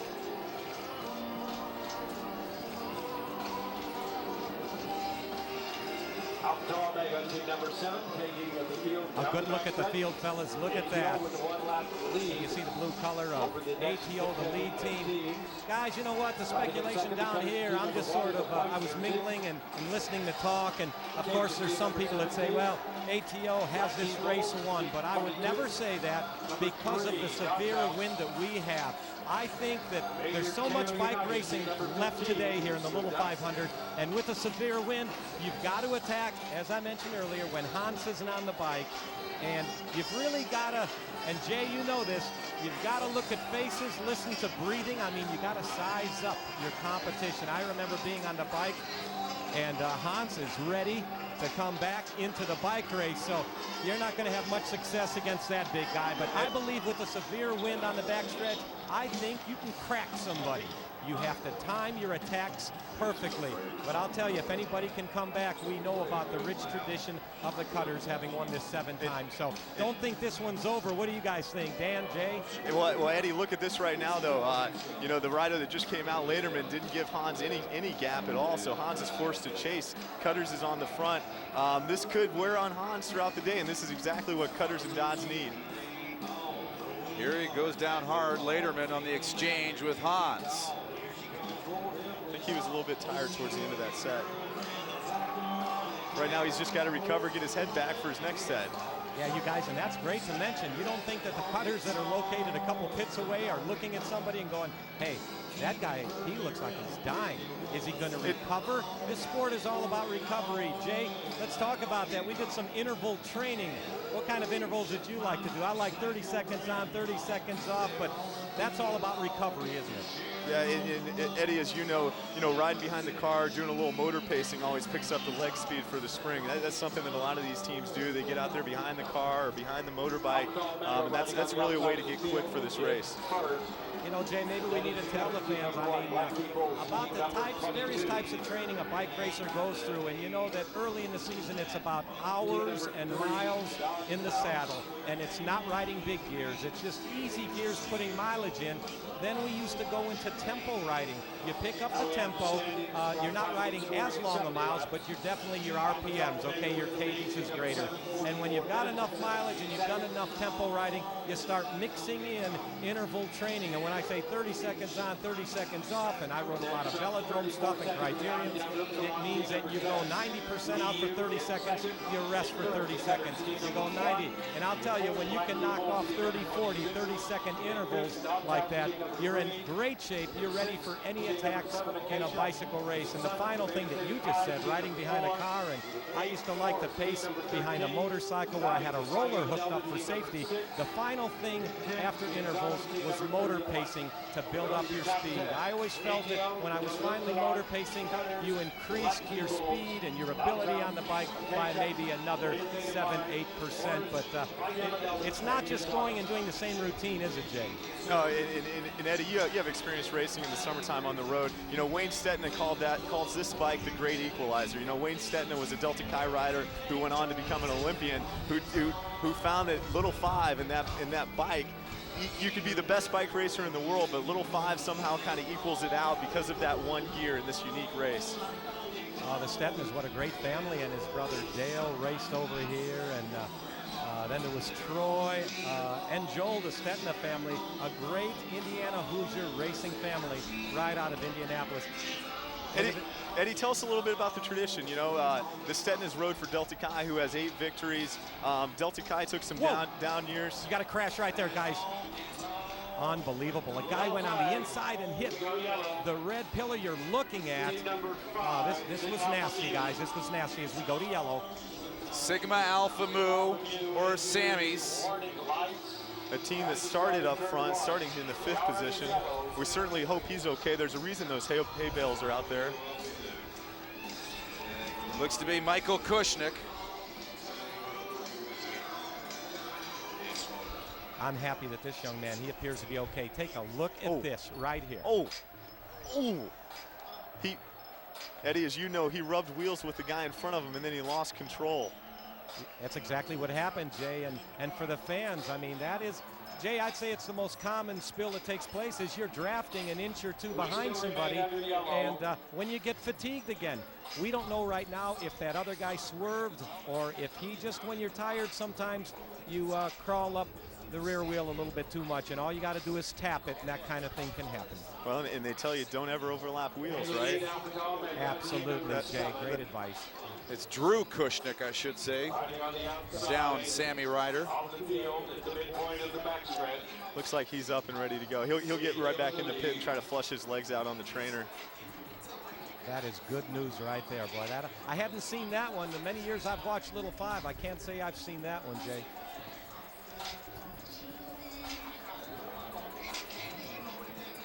Yeah, Hans not that far behind, swerving away as that bike goes airborne. And the bike is 10 feet off the ground. There you have it. Anything can happen in the sport of bicycle racing, and we're back under green. You know, if I was the cutters right now, I'm going to tell you, I'm sitting here at trackside, I'd be looking at the faces of the ATOs. I mean, if I was Dodds House, I got to study what they look like on their bikes. They're sitting there riding on their bicycles, and I'll tell you, I'm going to look and see which guys' faces are turning redder, who's riding that bike with their head down instead of up. I'd look for any sign of weakness and key an attack off of that. And Eddie, don't you agree? You want to put ATOs at risk, and at risk means they're chasing or they're kind of back in the pack, where something like what we just saw, where a wreck can get in their way. So Dodds House, Cutters, they need to always be aggressive and be on the attack and try to put ATO at risk. You know, and you're making a good point as we're watching Hans in that field, and I'm watching the white jersey, the Cutters, and there is not an attack right now, but even though I said you've got to attack other people, we can't make it a slow race because we know that Arneson, for him to ride a set of 50 or 60 laps, if you make this a slow race, you need to get him off the bike. So I guess it's sort of a double-edged sword. You got to attack him to make him tired and get him off the bike. If we just cruise and you wait to attack his teammates, you might not see his ATO teammates. The big guy might stay on the bike. So you know what? From now on, I think that the Cutters, Jay, they've just got to say, and Dodds House, everybody else, it's a matter of we got to make this race hard. And when you do attack, it's got to be from behind Hans. You can't be in front of him because he's going to just kick it and get on your wheel and draft. So you got to surprise from behind him, and you got to do it on the backstretch into the wind. The most difficult part of this track every lap right now is the backstretch into the wind. Eddie, have you ever seen a set like Hans did in his first set? Over 35 laps, and he lapped the field by himself. Have you ever seen anything like that in this race before? No, you know what? That's the picture of perfection. What you just described. It's truly amazing, and nobody wants this win worse than that young man. It's his last chance to be a little 500 champion, and wow, everything has worked out to perfection. But it ain't over till the fat lady sings, right, boys? That's right. There's lots of things that can happen out here. Lots of things. Yeah, she's about 119 laps away from singing. ATO in the light blue, still in the lead. DU, or Delta Upsilon,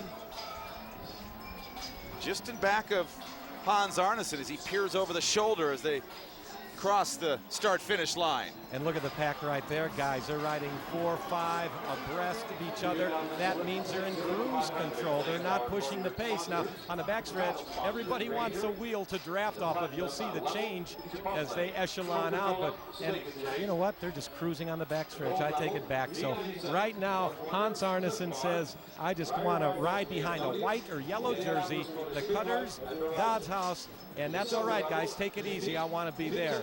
And he's got to stay safe. But I'll tell you right now, if I was his coach, I'd say, Hans, I never want you further back than 3rd position. Right, Jay? Absolutely. So many things that can happen. In the term playing the music comes to mind right now as Hans kind of drifts back a little bit. If a wreck does happen, you know, Hans is at risk as he moves back there a little bit. He is. You're watching him right there. It takes one rider to slide out in a turn on the cinders, and the position Hans was in, I think he was about 6 back, and he was riding about 3 wide, and that's not the spot to be. The safest spot, I've talked about what the Cutters should do. I'll tell you, if I'm Hans, I want to sit on the white jersey, because the white jersey, you are the pole team. You've won this race more than anybody with the exception of Delta Chi Fraternity, which has 8 wins, the Cutters with 7.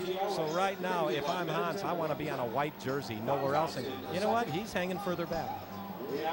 You see the riders talking a little bit right there. It looked like the Dodds House rider was telling the guy in gray to get out of there. Looked a little heated there for a bit. Yeah, guys, there's a lot of frustration right now. I can't remember. The entire field is a lap down. And guess what? Everybody should try to do something about it. And I don't see it happening right now. I'm not seeing enough attacks. They've got to also attack against Hans, and they've got to do it on the backstretch. If you're in the Cutters or Dodds pit, Eddie, it seems to me like I may want to wait until Hans gets off the bike and then do my attack. So they may kind of be saving themselves for a little bit later in the race. Well, you know, and that was my thought. I said that earlier, Jay, but hey, as easy as they're going, you know that. You rode, and I know that I rode sets over 50 laps. This guy right there, you're not going to get him tired with the pace I see right now. And it means you're running out of time in this bike race when you're cruising with Hans on the bike. So you have no choice but to attack. But if I am the Cutters right now, I'm going to make sure if I got to coast, I got to get behind Arneson and then attack wide, coming out of turn 2, and make him have to close up a gap. The only way you get people tired is attacking, and they've got to close up a gap of 5 or 6 bike lengths. You got to do it. The great Bernard Hinault once said, as long as you can breathe, attack. And that's what everyone needs to do to ATO right now if they want to get themselves back in the race. Well, I want to tell you a little story, too, about Greg LeMond. The last time the great Greg LeMond won the World Pro Cycling Championship, and Greg told me, he said, Eddie, you know what, I was dead for the first 120 miles of a 150-mile race, the World Championship in France. He said, I didn't feel good. There were a dozen times when I nearly quit the World Championship. I suffered and I suffered and I suffered. And he goes, all of a sudden, after 120 miles with 30 to go, I felt great. And that's when he won his second World Road Racing Championship. So, Jay, you've been a bike racer for many years, a good one, and I raced for many years. And we know one thing, these are human beings, these are bodies, they're not machines. And at any time, the body can experience a crisis where you are suffering. But the good ones, they bounce back. We're at Bill Armstrong Stadium, Indiana University campus, Bloomington University. Historic, unique race called the Little 500 into lap 88. This race is a little older than 56 minutes. And it's a 56 running. You know, I think we may have a record crowd here today. It looks like we have over 20,000. All the proceeds from ticket sales do go to working student scholarships. It is. It's a great crowd down here. I'm looking at the Cutters pit right now, and I can tell you nothing but worried faces. I'm looking at the pits. I'm across from them, and a lot of worried faces. And hey, they need their big boy. Let's talk a little bit about Alex Bishop. He surprised Hans Arnesen into missing out. Hans had won the time trial. He's won the missing out before, but Jay, you were there, huh? Quite a victory for the Cutter rider Bishop. Came around Arnesen in the last turn to win the missing out. Yeah, Alex has developed so much in the last couple of years for the Cutters team. Last year he won the Snake Alley Category 4s race in Iowa. He gained an opportunity to train with the USA development team over last summer. He's just come a long way in the last year, and you saw him use that knowledge and use that fitness to take Hans and missing out. Eddie came around him coming out of turn 3. Wow, what an effort. What a great ride. And you know what? I guess Mr. Arnesen had a pretty surprised look on his face that day when Bishop came around him. Yeah, he was not expecting it. He thought he was going to take it in the cakewalk. Truly amazing, guys. You should see it down here. You talk about electricity. I mean, you talk about, yeah, there's probably over 20,000 people.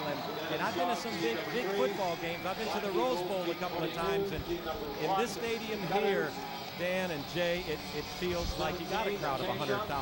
It's a beautiful stadium, and a lot of electricity and excitement here, but it's been an ATO kind of day thus far.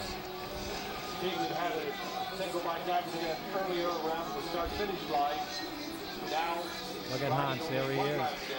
Looking over his left shoulder. Just relaxed. Beautiful crowd here today at Indiana University. As you mentioned, what a tradition. Hey, Jay, you know something else we didn't mention, but there's other schools that have developed bike races because of the Little 500. There's other schools now that have their version, but of course nothing stacks up to the big one. Yeah, we'll call those the second tier Indiana schools. I think Ball State has a Little 500 type event, and Purdue University has a Grand Prix. So everyone's trying to trigger off the spectacle that Indiana University brings with the Little 500. There's so many people. I mean, the exposure this race has received, it's just it's an awesome athletic event now for the men and the women. And yesterday, I've never seen a better women's race than what we had yesterday. Oh, very exciting with 4 teams finishing on the lead lap. Look at this. I'm telling you, you're running out of time right now. You just can't do this, Jay. I mean, they're not strung out. They're on a cruise, and Hans is like, hey, you know what? I've trained a lot harder than this. This is fine with me. I'm 1 lap up. And Eddie, on this new track, you see a pack like this form, quite a bit. How does this compare to the old track that you rode on at the old Memorial Stadium on 10th Street? Well, now you know what? If you were a Cutter right now, or you were Dodds or any of the other teams, the major contenders 1 lap down, now you'd love to be, I think, on the old track. The old track was a more dangerous track. I talk about its dimensions and shape, long straightaways but very narrow turns, absolutely flat, a curve.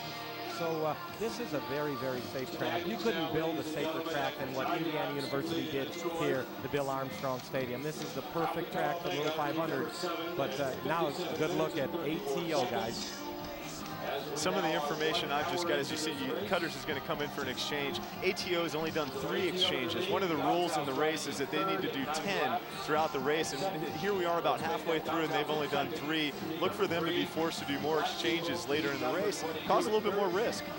That's great that you mentioned that right now, because otherwise Mr. Arneson might say, I'd like to ride, maybe 3/4 of this race, and he's going to stack up, I'm sure, over 100 laps today. I'm sure he'll put in that many. But yeah, you're right. That's the rule. And at one time, there wasn't a rule that said you had to make 10 rider exchanges. And in the women's race, I think it was 5, and that's half the distance of this race. This race, 50 miles, and the women's event was 25.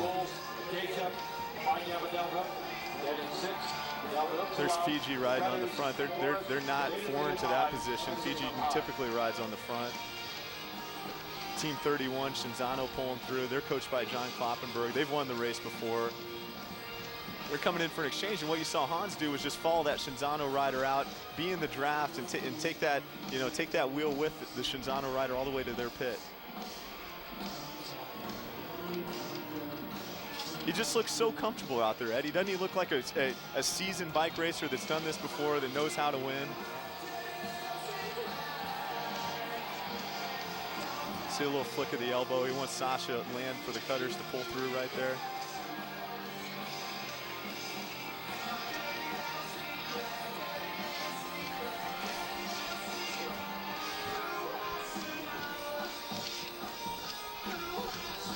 Here comes a Dodge exchange as they accelerate on the backstretch.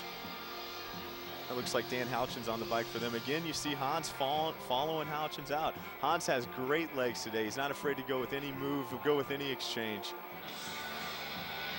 Correct that. That's Chartier on the bike for Dodds House. You know what Hans did right there, he's going to force the next Dodds House rider to get on Kevin Moore and chase a little bit to catch right back up. ATO still in the lead. Then you have Black Key Bulls. As you see, Dodds House has 2 wins. Storied tradition on campus. They're a residence hall.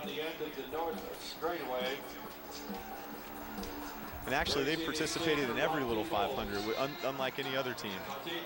Black Key Bulls, Cutters, Acacia. Residence halls won both races last year. Teeter for the women, Dodds House for the men. Of course, yesterday for the women, it was Kappa Kappa Gamma. You're seeing a lot of cat and mouse right there as the Cutters sped up and then slowed down.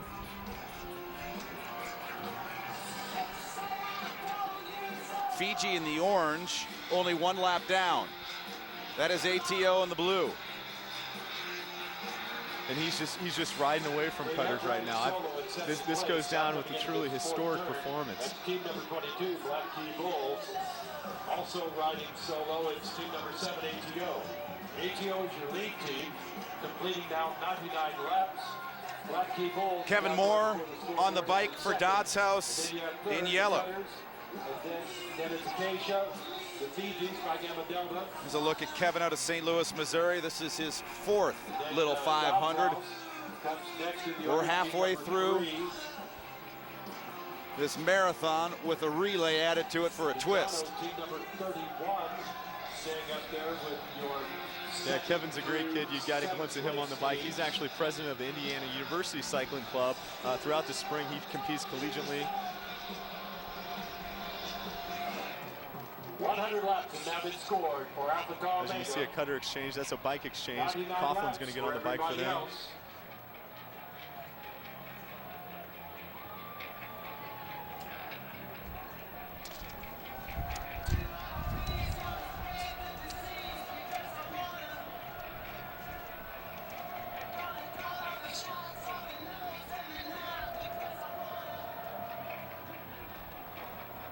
There's a story of the day has got to be Hans Arneson and Alpha Tau Omega lapping the field and then continuing to throw down and be up on the field right now. Just a moment, we'll be directing your attention to the infield platform. Power to the pedal is the motto this year for the 2006 Men's Little 500. And Hans Arneson personifying that for Alpha Tau Omega.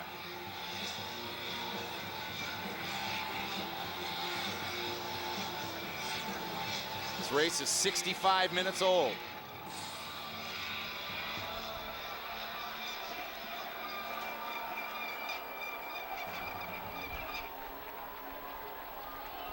third place are the Black Key Bulls. Eddie Van Geis is standing by with some pretty important people to this race. Well, you know what? It's a coincidence. I'm standing by with a couple of my Cinzano teammates from the movie Breaking Away, the Italian team. And, you know, Grainger is the major sponsor of the Little 500, and they're also the sponsor of Team Cinzano in today's race. So I'm standing by with Carlos Sintes and John Vandevelde, a couple of buddies. And you know what, Carlos, you work for Grainger, a fine company, and got to ask you about their involvement in this race. You happy with your involvement? Oh, we're delighted to be involved with such an event with such rich tradition. It's wonderful. We're trying to get our name known to the students here. We like to recruit the students from IU. It's just a wonderful event. I can't say enough. And then to see my Italian teammate, Eddie, and John, you know. Unbelievable. It's like a family affair, a homecoming. Hey, thank the people at Grainger for a great job. Johnny, you were an Olympian, national champion cyclist. You rode all over the world. Your thoughts on the Little 500? Oh, this is the best bike race in the world. This is the second time I've seen it. And first time I turned to Roger Young, and I said, this is the best bike race I've ever seen, and I believe it again. So there you have it. A couple of guys, three of us that were Team Cinzano, the bad Italians. And guess what? There isn't an Italian in the whole group here. Let's go back up to the booth. Eddie, we'll just call you our beautiful Belgium today. Doing a great job trackside as we are into lap 105. Steve Zimba now in the saddle for the leaders. Alpha Tau Omega in the light blue there on the outside. Hans gets a drink and a breather. Who participates in Little 500 activities, plans to continue studies after undergraduate graduation.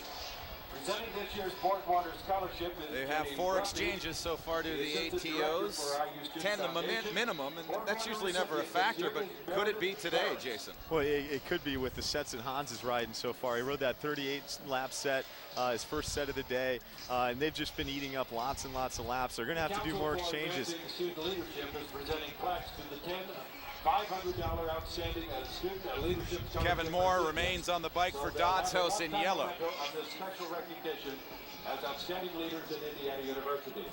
Making the presentation for Tassel with the president, Kim Valenta. In third, Delta Upsilon. Director of scholarships, Chris Mills. In the turquoise sweater. Recipients of commonly referred to as DU. Elliot Chapman. Yeah, DU's in third right now. They've had a couple strong performances the last couple years. So look for them to kind of try to capitalize on that today. Just like every other team that's a lap down, they got to be antsy and they got to be aggressive trying to get the lap back on Hans and ATO. Cameron, Carl Beatty, Elizabeth Benoit. You see Acacia on the front right there in brown. They're coached by Kevin Baines. They're always a strong team. Johnson. The Council for Advancing Student Leadership by Kappa Psi in black. To the IU Student Foundation off the exchange. Recognition of the scholarship program here at this year's Little 500. Here's our leaderboard.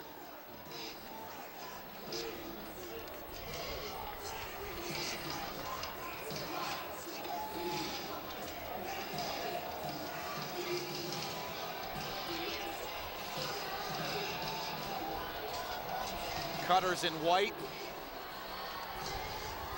Our next scholarship, Steak and Shake, is pleased to present this year's recipient of the Steak and Shake Little 50 Running Race Scholarship, awarded to a male and female participant in the Little 50. Time to take a little break as they approach lap 110. This race is almost 70 minutes old. ATO right now in a pretty comfortable lead here on the campus of Indiana University.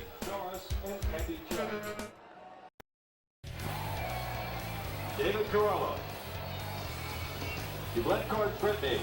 Lap 113, ATO in the light blue. Brianna Geisler. 10 minimum exchange. Is this going to be an issue for ATO? Well, it could be an issue because every exchange they do, that's an unknown variable. Bike could go down. The new bike that somebody's hopping on could have a mechanical. So every exchange is an opportunity for other teams to attack. You know, what you're seeing right now is ATO is on the front. They're a lap up. All these other teams in the pack right now are a lap down. huge advantage for them. But only 4 exchanges made so far for ATO. They still have to make 6 more here as we're into lap 113. It's going to be interesting to see how they schedule these exchanges. Absolutely, and they need to get that information to the pit. They need to know that down there in the pit. Rachel Ressler, Stephanie Sharon, Alicia Stewart, Ashley Thomas. On Dodd's house, Rachel Warbelow, Daniel Houchins Carissa Wheeler, in the saddle, taking the bike from Kevin Moore about 2 laps ago. Those unable to attend today, but we extend our congratulations to Julie Brown, Whitney Moore, Steve Zimba riding for ATO. In second place, the Black Key Bulls. Brown and blue sweaters. Scholarship Awards, ladies and gentlemen. This is a 200-lap race. We're into lap 115. An hour and 13 minutes completed. If you're just joining us, One Speed Schwinn Bicycles. They treat this race like a running relay. 1 hour, 10 minutes, and 15 seconds. Phi Gamma Delta rides in second at team number 6. There's Andy Svengross on the bike for Acacia. Certainly one of their leaders. They're going to try to get that lap back. Andy finished 4th in ITTs this year, so he's a really seasoned vet. In 7th, Dodd's House, team number 3. And that's Black Key Bulls. It's just gone down. Team number 4. In 9th, Sigma Pi, team number 11. And in 10th, Forest, team Here number is how 13. Black Key Bulls went down. Looks like they kind of jostled with the DU rider a little bit there. Tori Kittle, the rider. Lap 115. You know, that's going to hurt them. They're currently in 5th place. Their bike's not looking functional. He needs to get that into the pit and get a new bike. Lap 115, team number 10, Delta Upsilon. As you can see, a bike exchange. A new rider's going to hop on. They're sitting in 5th place, so they're having a great day in their first race. That's CT Blackwell getting on the bike for them. Delta Upsilon serve a 5-second penalty. Our scholarship presentations now completed. They're currently in 3rd place. We have 116 laps. In 2nd, it's Fiji. In 1st, as they have been for the majority of this race, ATO. In the lead. And then you have in 2nd place, as they round turn 2. Team number 1, the Cutters. Theta Theta Pi, team number 4. There's Daniel Houchins is on the front right now for Dodd's House. Daniel's a great story. He was actually hit by a car while he was training on his bike a couple years back, wearing his helmet smartly, fully recovered from that injury. He's a great time trial, seen a lot of success in racing in Little 500 and outside. He's going to continue to keep the pace high right now and try to get that lap back. That looks like ATO just came in for their exchange. That's their 5th exchange. Brian Lederman on the bike for ATO. So you see Hans on the sidelines cheering on his teammates. Their 5th exchange, 5 more to go. That 5-second penalty we spoke about earlier assessed to DU was for impeding. And this right now is what we talked about earlier. You know, Hans is off the bike. There's an ATO rider chasing right now. That's Lederman. This is when Cutters, Acacia, Phi Gams, and Dodd's House need to keep the pace really high and make Lederman chase, see what happens back there in the back. There's Alex Bishop getting on the bike for the Cutters team. Bishop finished 2nd in the individual time trials, but a lot of ground to make up for Cutters.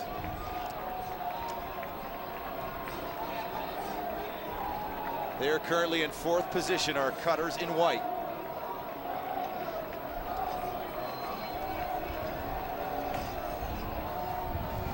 Those penalties we spoke about, the DU was assessed. They have 10 minutes to serve that penalty. Pre-race penalties like Hans Arneson, they had 20 laps to serve that penalty, which Hans did around lap 15. He watches his ATO teammate on the outside. Brian Lederman. Right now, Lederman is just trying to catch back up to the front of the pack. I expect his coach, Norm Hughes, told him not to ride more than maybe 5 or 6 riders deep, so he's doing his best right now just to get back up there with the leader who is 1 lap down, Dodd's House. Exchange for Dodds House team number 3. There's that Dodds House exchange. Also for Alpha Tau Omega. ATO in the lead. And then Acacia riding in second. In third, Phi Gamma Delta. In fourth, the Cutters. In fifth, Dodds House. See the bad exchange moments ago on the backside. Oh, looks like a little confusion there. That's when communication comes into play. It looks like one team kind of got in the way of the other team's exchange. That's something that you could perhaps see a penalty for, an impeding penalty. Christopher Patterson on the bike for ATO. Now coming in for its 5-second Almost penalty. a full lap lead as he approaches Fiji, who is currently in second place. Fiji is in orange.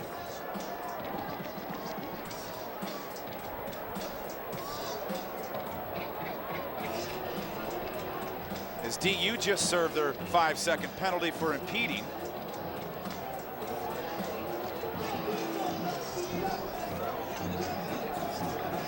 And here is how they served that penalty. Didn't take long to hop on the bike and get back in the race. So this lead about 410 meters for Alpha Tau Omega. Acacia is burning and moving down the backstretch now in the brown jersey. Be watching for the exchange here on this Prescott straightaway.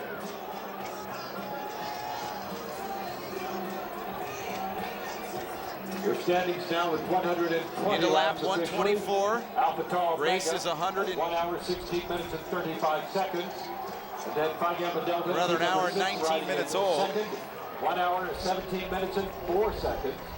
Eddie Van Geis, what do you have for us on Team Cutter? Well, you can see right now that the white team, the Cutters, they're on the ATO rider, and I see a lot of talk, and what I speculate is going to happen is that they are going to attack. They're drafting off ATO. That guy's going to get off the bike pretty soon because Hans Arneson got off his warm-up bike, and he's standing up. So right now we've got to watch this very carefully. The Cutters are drafting right now off ATO, and when this guy brings in a bike, you can bet it's going to be an all-out attack. I'd be surprised if I didn't see it. They've got their top rider Bishop on the bike, and they're just waiting for this guy to bring in the bike to ATO, and you're going to see a major attack by the white team, the Cutters. Chris Patterson on the bike for ATO. And all these teams are sitting pretty comfortable behind him right now. Eddie's exactly right. I think we will see an attack by Cutters, by Acacia, by Fiji, by Dodds House as soon as ATO wants to go in for an exchange. You know, Dan and Jay, another thing that I would do, and I don't know if it has, maybe it's been done, but right now there's been a lot of communication from amongst the pits, from a coach sending somebody over to the other pit, and I would just flat out look at everybody else and go, you're in the same situation as us, you're a lap down, and I'd be looking at Phi-Sci, Dodds, any of the strong teams and saying, hey, we have a better chance of gaining a lap back. No one's going to do it. There's not one team that's going to ride out there into this win now and gain a lap back alone. So it's got to be a team effort, and right now you got to put any grudges behind you, and right now you've got to try to gain a lap back, and I think we're coming up to maybe the exchange. Yeah, there's Arneson right now waiting with the bike. Let's see how the Cutters react. Arneson takes it from Patterson. Yeah, and if we get a shot at the pack, what happened right there was Dodds House and Cutters just picked up the pace significantly as Hans is going to have to chase. This is game time right now with only 70 laps left in the race. Dodds House, Cutters, Acacia, Fiji need to be going as hard as they can, trying to get that lap back from Hans. You know what? That's perfectly put, Jay, because right now it's like a four-man team pursuit. Look at this. You see the yellow at Dodds. You see the white jersey, the Cutters. It's like a four-man team pursuit right now. And look at this, Arneson, though. Wow, what a powerful ride. Hans Arneson chasing those guys, and I'm a little surprised that he's closing up the gap this quickly. Jay, what do you think? Although they've got a little gap still going into the backstretch, and that's where the wind is the hardest. Well, Eddie, you know as well as I do, Cutters looks a little bit stronger than the other three teams right now. Alex is really dropping the other three teams, and Hans is going to kind of get in there with the Rift Raft, which is Fiji and Dodds House right now. Yeah, and you know what? Right now you can see that the Cutters, Alex Bishop is alone. He dropped the 3 other guys that were part of this attack. He's bringing in the bike right now. And you know what that's going to do? That's going to allow Hans right now. They're going to roll up, and he will have closed up that gap and negated that attack. Cutters has great depth. You know, Sasha's also a very, very strong rider. Look for Sasha Land for the Cutters to go on the attack again. Hans had to do a lot of work just to catch back up with the field. Field needs to stay active and continue to attack him. You're right. They can't sit like this because right now, Hans, that was a very serious attack, and I'm telling you, he's recuperating now. And if you've got any other attacks, it'd be nice for one of those teams that is riding with Hans to attack once again. It really needs to be, Jay, you know this, when you were in a breakaway with teammates, let's talk about road racing, and you had the numbers advantage, you would work over another rider that wasn't on your team, and the way that happened is you'd attack and make a certain rider chase down your teammate. No sooner did he chase him down, you'd be drafting, and it'd be the time for another guy to attack. And basically, that's what these little 500 teams have to do. Like I said, put aside any grudges that have developed over the years or during the preseason, the training, everything else. And right now, if you're anybody but ATO, you've got to be a family and say, we've got to try to get those guys and get the lap back. There are the leaders, ATO, Cutters, and Dodds House through now into lap 131. And the pace is really slowed down right now. I really believe what Dodds House and what Cutters were thinking was, let's get Hans back on the front. As Eddie knows, the place to attack is from behind the rider, not off the front. So look for them to try to sit back behind Hans and then throw down a hard attack. And he's riding a perfect race right now. Look at this. He couldn't like anything better than to see a white jersey of the Cutters in front of him. Let me draft, and I've got you guys in my eyesight, and we are one lap up. Joe Keck on the bike for Fiji there in orange. They lost 3 riders from last year. Only one of their riders has experience, and it is the man on the bike now, Joe Keck. 14th in individual time trials for Keck, the semis of the missing out. And this historic race, the 56th year, here are the teams that have amassed the most wins. You know, and just something to note, Eddie rode for Delta Chi as I did. Some of the old Delta Chi coaches, Randy Reisinger, Steve Haferly, they're down in the Cutters pit today. There's a correlation between the Cutters and the Delta Chi as they come from similar histories. A lot of the knowledge and a lot of the experience stays with these teams. Now, Cutters formed out at Delta Chi. Some riders back in the day weren't participating enough in the fraternity, so they broke away and formed Cutters. Yeah, 17 wins. Sorry, Jason. Well, I believe the first year for the Cutters, I'm going to check on this, but I believe it was 1984, in which Adam Giles picked up a victory for him. And ever since then, Cutters has been a very, very strong program. Is there, you can see a picture of the old Cutters. I don't know if that is Giles or not. There's a guy that you don't want to see. That was me. With Jason Sonneborn, Eddie Van Geis, trackside, Dan Kelly up here in the booth, our HDNet crew. Good to have you along for this historic race. Picture perfect conditions here in Bloomington, Indiana, except the wind bothering the riders. And at times helping them. It's around turn 4 now. The wind is on their backside, helping them.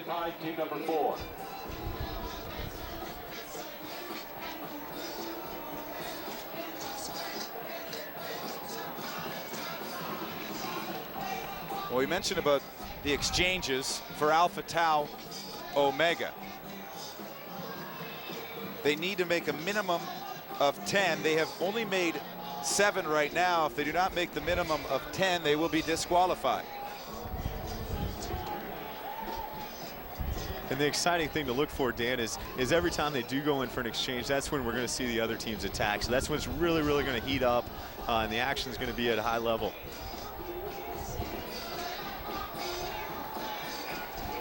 Hans Arneson right there in the light blue. Determined look. And Hans has an excellent approach to cycling. Does a lot of collegiate races and USCF races as well as the Little 5. It's really made him a well-rounded rider.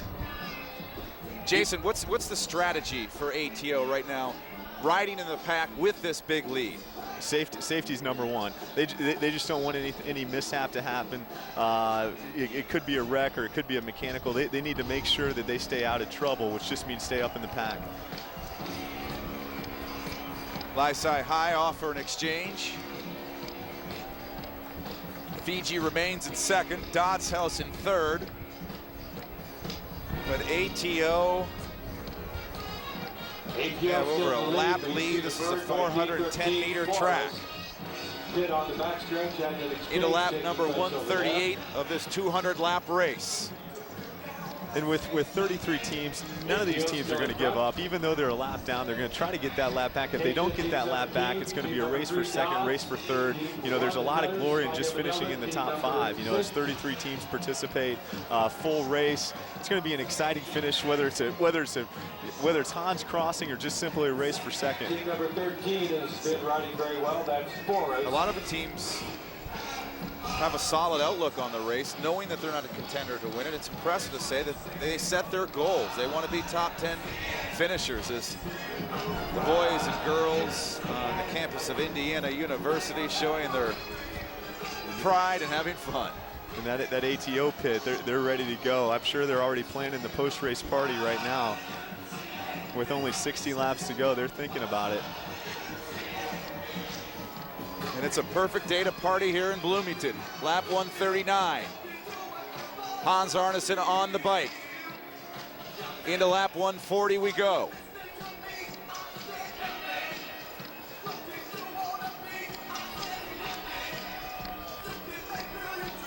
A little bit of a story, a sidebar with Hans Arneson as he makes some move.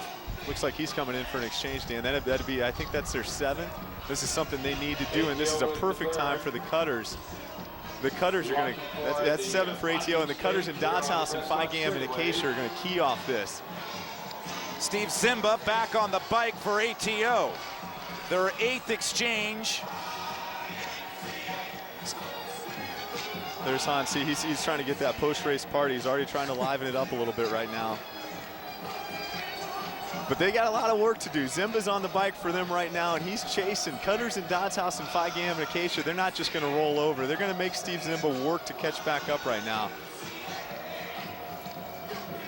As you can see, Cutters, that's Sasha Land on the front for them. Unfortunately, he's coming in for an exchange. I say unfortunately because it slows him down a little bit as he can't stay on the front and keep that high pace.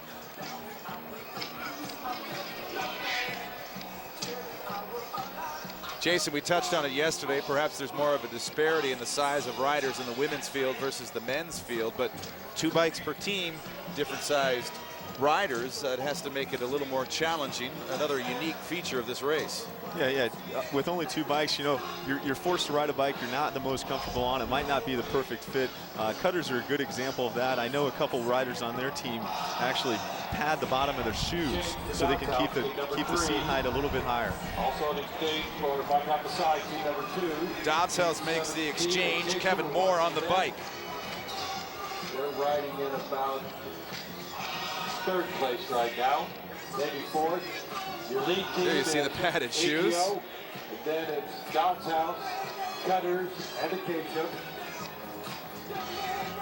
So it's not the most comfortable ride. You know, it's not your Sunday afternoon ride out there. You're not riding a bike that's fitted for you. That's just one of the things that makes Little 5 so difficult and so tough. And I don't imagine you have to train that way even when you're riding through the Bloomington campus back in February. Absolutely. They do hundreds of miles on those Little 5 bikes, on the roads and on the track. So it's Dodds House, Phi Gamma Delta. As a rookie coming into the race, you're required to be at the track a certain amount of hours each week, and that's part of the training curriculum that makes for a safe race.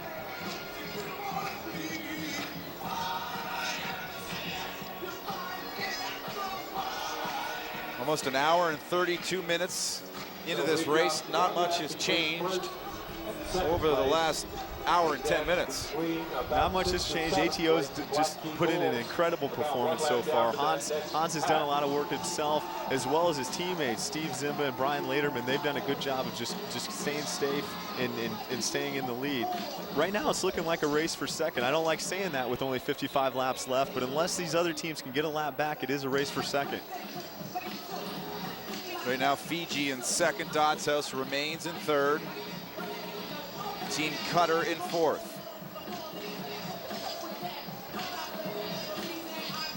As the racers come at you around turn 3. You know, just an interesting note, these guys know each other so well. Kevin Moore for Dodds House and Joe Keck for Fiji, who are on the bike right now. They race on the same team in the summertime. It's a Category 3 team. So after this race, these guys are going to go on and compete in many more bike races. Some of them even team up to compete in the summertime. They race on the Bacardi Nuvo team, which I'm also a part of. I guess that's my plug. You're a Category 1 racer, and the categories were a hot topic in the Little 500. Category 1 and 2 racers had been prohibited from this race since the early 90s. Hans upgraded to a Category 2 this summer and actually voted on the measure. Was it a little controversial around the campus? It's a controversial rule, but it's a great rule for bike racing and for development within the Little 500. You know, the rule is if you come in as an inexperienced racer, you come in as a Category 4 or 5, you're allowed to move up and progress. You're allowed to continue to race and upgrade to a Category 2. You know, the key to the whole category rule is that you come in as a Category 5 and then you move up, meaning that you can't come in as a 1 or a 2. You can't come in as one of the best racers and form a team and ride the race. Instead, come in, ride Little 5 as an inexperienced racer, move up in it and develop as a bike racer, and that's okay. After you become a Category 2, you can ride in one more race, and that's what Hans is doing today, his last race. Looks like we got a bit of an alliance. Fiji, Cutters, and Dodds House look to be working against ATO here into lap 147. Absolutely, and that's, well, there's FiSi coming in for an exchange. They had that great starting position in second, but I think they're a couple laps down right now and out of the top 10. And here is the pack making some room. Dodds House and Fiji, and there is ATO.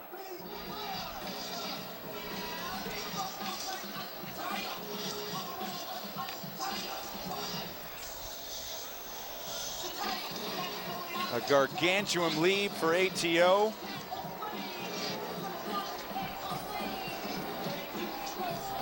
Steve Zimba remains on the bike for Alpha Tau Omega. They're around turn 2. As you saw Kevin Moore for Dodds House, he was signaling to Steve to go ahead and pull on through. I'm going to slide behind you.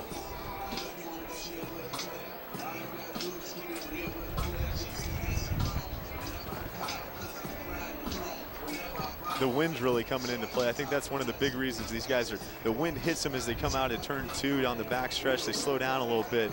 You know, right now we're seeing a slow pace. The sprint for second, the wind is going to come into play. A rider's not going to be able to take that, want to be in the wind on the back stretch. Instead, you're going to want to come out of turn 4. It's got to surprise you at times, Jason. Today the wind, compared to yesterday, there's more gust and it's more inconsistent. Does it ever surprise you when it blows you in the face so hard, more than it did the previous lap? Yeah, absolutely. It knocks you off wheels sometimes. And I think that may be one of the reasons we've seen more wrecks today than we did yesterday.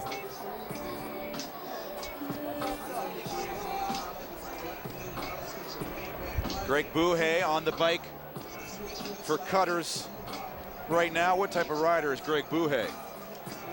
Greg's a strong rider. He's an experienced rider. Actually, the scoop on Greg is that he rode the preseason events in a smaller gear than he had planned on, than what's required.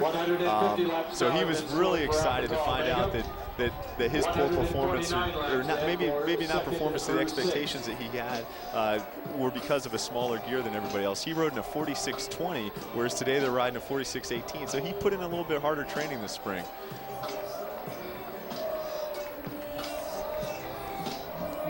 You see Greg right there. He's on Joe Keck from Fiji's wheel. Fiji looks to be coming in for an exchange. Cutters are coming in as well. Team number 6, team number 1. John Bannister grabs the bike for Fiji in orange.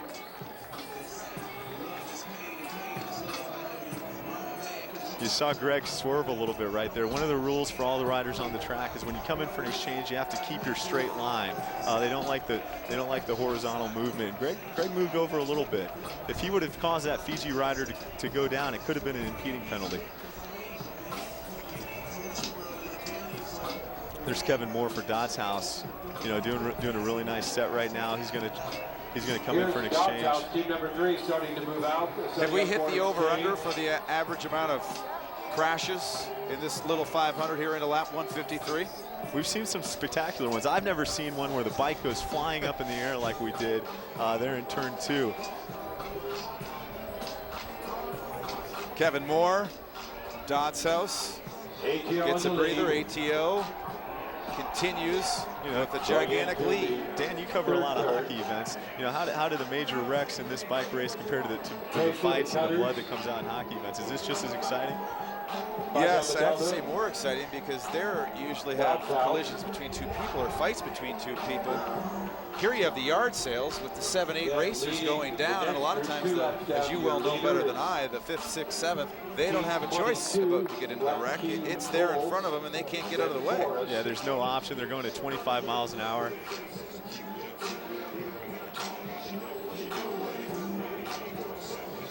Eddie Van Geis has a report in the Inside Story with Team Cutter. Yeah, I'm in the Cutter pit right now with Jimmy Kirkham, the coach, and Jim, less than a quarter race. What do you got to do here to get back into it a lap down? Well, we got to bridge gaps and put the pressure on ATO, but they're riding really well. It's really impressive the performance they're putting on. We just had to continue putting the pressure on and hope things go our way. Jimmy, have you done any communication with some of the other strong teams? Because everybody else is a lap down. There's Dodds and Fiji, and you guys, when you attack, actually can't chase each other down. You got to put the pressure on ATO, right? Yeah, it never works. You can't communicate in this race. You can talk about it, but it never comes down to it. Yes, every man for himself. And why is that? Is it grudges over the years, or what is it, Jim? You've won too many times, or what? Everyone wants to win. We try to work with people. Second place, team number 6. There you have it, straight from the horse's mouth in the Cutter pit, Jimmy Kirkham, and not many laps remaining. Something's got to happen soon. Back up to you guys. Team number 17. In 5th, the Cutters, team number 1. Thank you, Eddie Van Geis. Team number 10. Team Cutter. 7th, 4th, team number 13. David Coughlin on the bike for the men in white. 9th, Sigma Pi, team number 11. And in 10th, Beta Theta Pi, team number 4. Fiji remains in 2nd. In 3rd, Dodds House. But the story of the day, Alpha Tau Omega in this lead that just will not go away. As we approach an hour and 40 minutes into this race.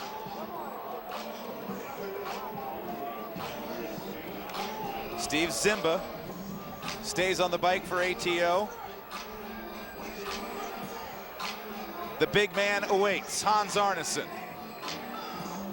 Right now, he's just trying to stay fresh down there, Dan. He's, you know, staying hydrated, he's keeping his legs loose. He'll be back out there again. One of the stories for me today is the way his ATO teammates have ridden. They've been a question mark all spring. We haven't seen a whole lot out of them. And Zimba and Lederman have put in great performances today, and they've really done a lot of work for ATO. It's not truly a one-man show. At the silver level, Phoenix Express and Rogers. When you're not racing, besides that initial walk away from the exchange and catching your breath, do you like to jump right on the trainer and keep the legs loose? You want to keep the legs loose. You want to be seated. You don't ever want to stand up or exert too much energy. You want to keep your legs moving so you don't cramp up later in the race. Yeah. So those trainers are nice, and that's a great thing about what the strong teams do. What the Cutters program and the ATO's program does. They set up the trainers in the pits before the race for the riders to ride on.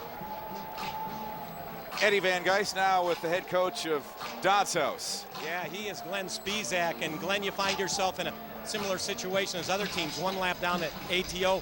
What do you have to do? Can you get back in the bike race? Well, we got about 42 laps left. We're going to push it really hard, see if we can get a gap.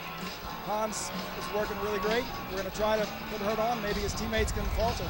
You know, it's a very, very strong wind on the backstretch, and I don't think one team can gain a lap. I think it's got to be a team effort by all you guys that are down one lap. We're willing to work together to try to catch them back. Have you had that communication with other teams? We've been talking with them before the race, what we do if we got to this situation. So they say they're willing to work together, but you never know until it happens out there on the track. All right, best of luck to you. Let's go back upstairs. It sounds as if Eddie's working as an intermediary down there, you know, maybe trying to help form an alliance between the cutters and the Dodds pits. They'll need that to get that lap back on the ATO. 20 years of experience coaching down there speaking, and this wind is gusting into lap 160. We go. Exchanges here on the press box straightaway. Fiji with the exchange. Okay, this is absolutely crucial right now as Lederman gets back on the bike for ATO. Hans is off the bike. You know, Dodds House and Cutters have a little lead right now with only 40 laps left to go in the bike race. This has got to be the time for Cutters and Dodds House.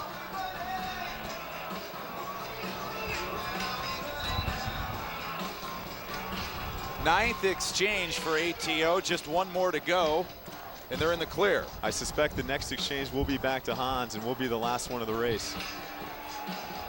How many sets has Hans had on the bike now? That's a good question. We need to get that information from our great HDNet staff. I think he's done, you know, 3 or 4 sets. He's done well over 100 laps. He's put in an incredible performance. His big engine has been worked to its fullest today. One of those sets was for about 40 laps. Then you have Team 17. And there's Lederman right back there, back in the pack again. You know, ATO's 2 and 3 riders, Zimba and Lederman, really putting in an incredible performance today just to close gaps and to be right back in there in the field. It's a great support role to Hans. Ryan Lederman, the packed across the start-finish line into lap 163. And their team performance today, that's one of the great things about the Little 500 is that you learn to work with your teammates and you learn to help lead them, and you're nurturing and helping Little 5 riders, you know, develop as riders and as people. Hans has been on the bike 3 times for ATO. Eddie Van Geist still trying to build that alliance down by the pits. 4 teams that are down to your leader by 1 lap. Fiji got a great tradition. What do you got to do to get back in the bike race? We're looking pretty strong right now. We had to rest a little bit from chasing, and you know, it's unfortunate, but this is part of the race. The wrecks happen, and we've done a really good job. These guys have worked really hard and getting back into the race. So, what have you told your guys each and every time they get on the bike? You know, have fun and smile. Well, we got 3 seniors this year, and 2 of them it's the first race, so they're just enjoying it. It's just a one-of-a-kind event, and it's just a beautiful thing to be a part of. So. Jim's got the right attitude, still enjoying themselves, find themselves a lap down ATO. Good luck to you guys. Hey, Danny, Jay, back to you guys. There's Lederman coming in for an exchange for Hans. Lederman did a really, really good set, came in close to the front of the pack, which is going to set Hans up for potentially Hans's last set and a victory. As they've done 10 exchanges now. 4th time on the bike for Hans. Lap 165 of this 200-lap race. You pretty certain he's going to stay in the saddle? I don't think you want that question mark. You got to leave your strongest rider out there, and Hans being one of the strongest riders ever to compete in the race, you want him out there on the bike. Going with the thoroughbred today, and how can you argue with the strategy? A full lap lead for Hans Arneson and Alpha Tau Omega.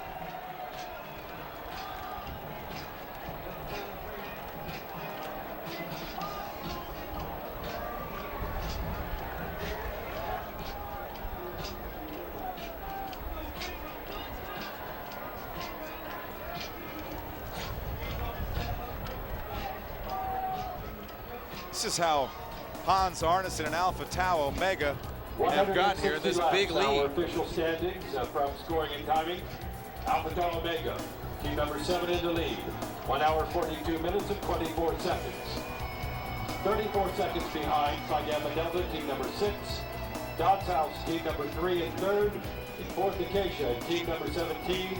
Eddie Van Geist, I don't mean to date you, but you've watched a lot of Little 500s in your day. Have you ever seen an individual performance like we have today from Hans Arneson? You know what, Dan? That's a nice way of calling me an old guy. You know what? It's an amazing performance. Look at him right there. There's the most relaxed guy on the track right now. Look at this. I mean, he is an athlete. He's a world-class athlete. I'm sure after Little 500 here, he's going to concentrate on USCF racing, and I expect this big guy, a heart and lung machine, to just have great success in anything he pursues whatever discipline in the sport of cycling. But this is one of the great performances, and you know what, everything in life, I mean, hey, our whole HDNet family, they cover sports, and they know that you need luck in everything. I don't care if it's motorsports or human beings that are the motors, and you need a little bit of luck. And today, it's the story today thus far, and it isn't over yet, but it's that big guy right there, Hans Arnesen. He rode an amazing first set, and then there were some spills, penalties, and everything sort of worked out.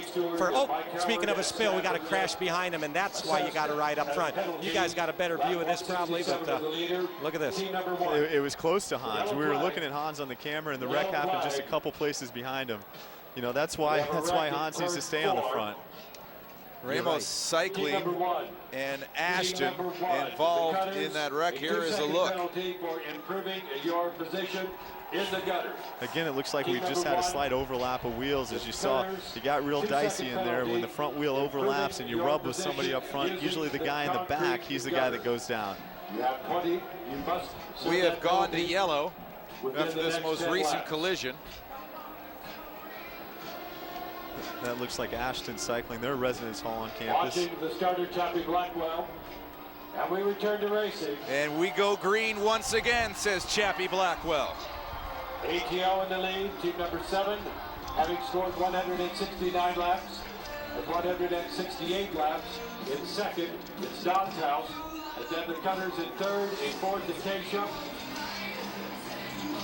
In fifth, Phi Gamma Delta.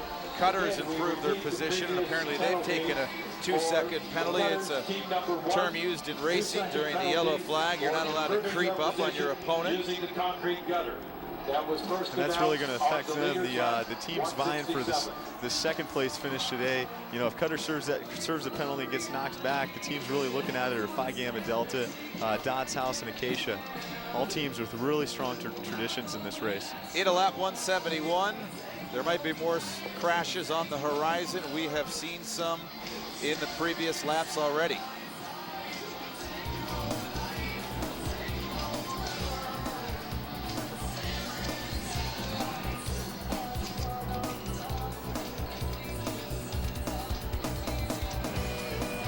You know, one of those wrecks earlier, we saw that's what took Cutters out of the race. That wreck forced Dave Coughlin to go on the outside.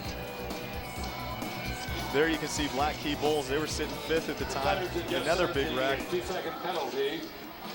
If a wreck occurs in front of you, Jason, how much time do you need to react to avoid the wreck?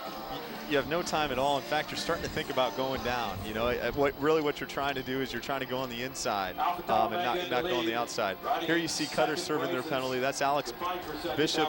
Looks like he's giving an exchange, and Sasha's going to run into the pit where he sees Chief Stewart, Mike Howard. Give him 2 seconds, and then Sasha's back to compete again. That really hurts them in their vie for that second spot.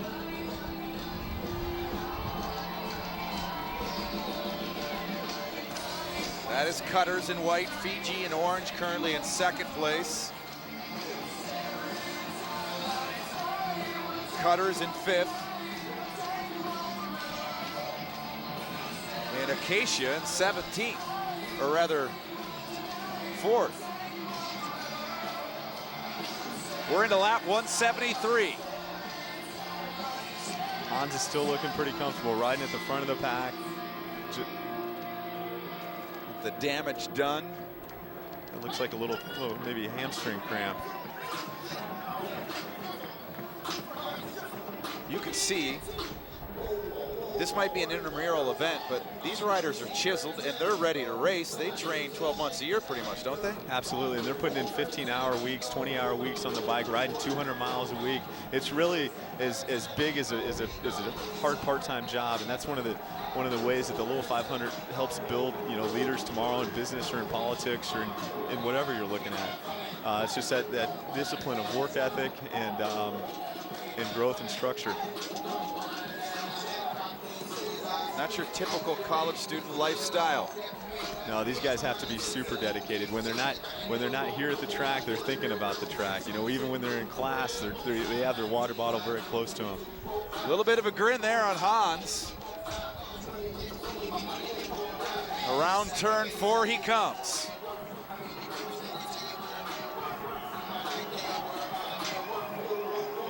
just blowing by riders as he has all afternoon. And he's got quite the fan club on hand. Omega. And then God's House, team number 3. Now, Phi Gamma Delta has. That's one of the things that makes the Little Five so unique. I mean, how often do you see a college? There's no other college event, a bike race where you see so many people out here cheering on the teams. You know, a term, Jason, we often use in our coverage on HDNet in Major League Soccer or the National Hockey League. When a player has the ball or has the puck, panic threshold, no panic. Right now, Hans Arneson doesn't look to have any panic with this lead and the bike. Yeah, I'd say, you know, a term Michael Jordan used was he was in the zone. Today, Hans, as well as ATO, they've been in the zone all day long. And right now I think he's just enjoying it. You know, this is his last race. He can taste victory. He's only 24 laps away. He's out there enjoying every moment of it. Dodds House now in second, Fiji in third. Team number 13, the 9th Beta Theta Pi, team number 4. And it's a well-deserved victory for Hans. He's built a team around him. The guys that are on his team didn't have experience coming into this race. He's helped build that team, give them the confidence to ride the way that they are. He's proven to be an incredible leader as well as being Riders Council president here at the track. Back and forth on the track. His most memorable moment of the Little 500, 2004, he crossed the finish line, thought he had won the race, but victory was yanked away as he received a penalty for a blocking violation. He looks for redemption here as a senior in 2006.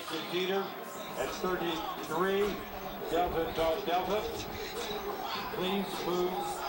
And team number 24 has also been added, Theta Chi. Please move to Dodds the House. for the rest of the day. Kevin Moore back on the bike. 24, 27. Christopher Chartier takes a break, and that's what we're going to do on HDNet. Into lap 179, closing into the final 20.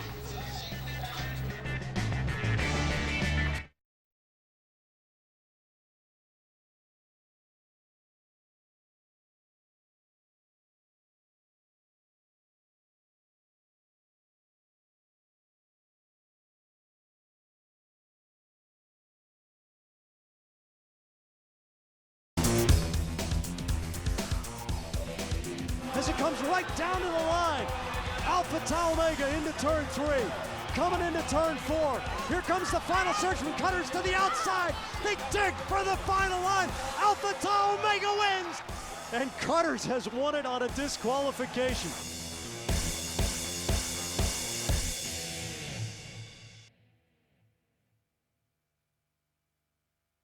Yep. Yeah. Alpha Tau Omega, still your lead team. Team number 7, 180 laps now scored. That is Acacia, Dodds House, Phi Gamma Delta. Yeah, 10-4. And we'll talk about Hans's disqualification really fueling the fire. The Cutters riding in 5th. They're now at the start finish line. Then you've got and Dan, really, is, you know, after ATO wins, it's really looking that way right now to be Fiji, Dodds House, and Acacia. They'll ride like 2 more laps, and then they'll get their own checkered flag. Thank you. Acacia and Brown.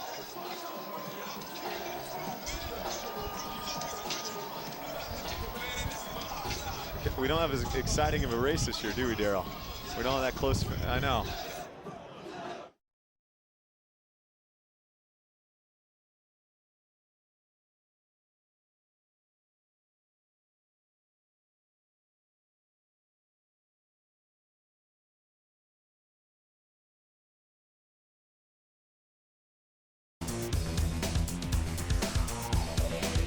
As it comes right down to the line. Alpha Tau Omega into turn 3. Coming into turn 4. Here comes the final surge from Cutters to the outside. They dig for the final line. Alpha Tau Omega wins.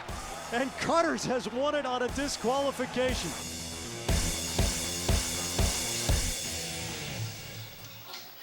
Different race today. Lots of excitement, but that came down to the wire in 04 like we saw yesterday in the women's. And I know that disqualification really fueled Hans's fire. It made him want that Little 500 championship even more after coming so close to it and being overtaken by Chris Vargo, the Cutters, in 2004. You know, Hans decided at that time he wasn't going to leave until he won. You know, and he stayed as a participant in Little 5. He formed a team around him, and today he's just put in an incredible performance with a strong team. He really deserves this victory.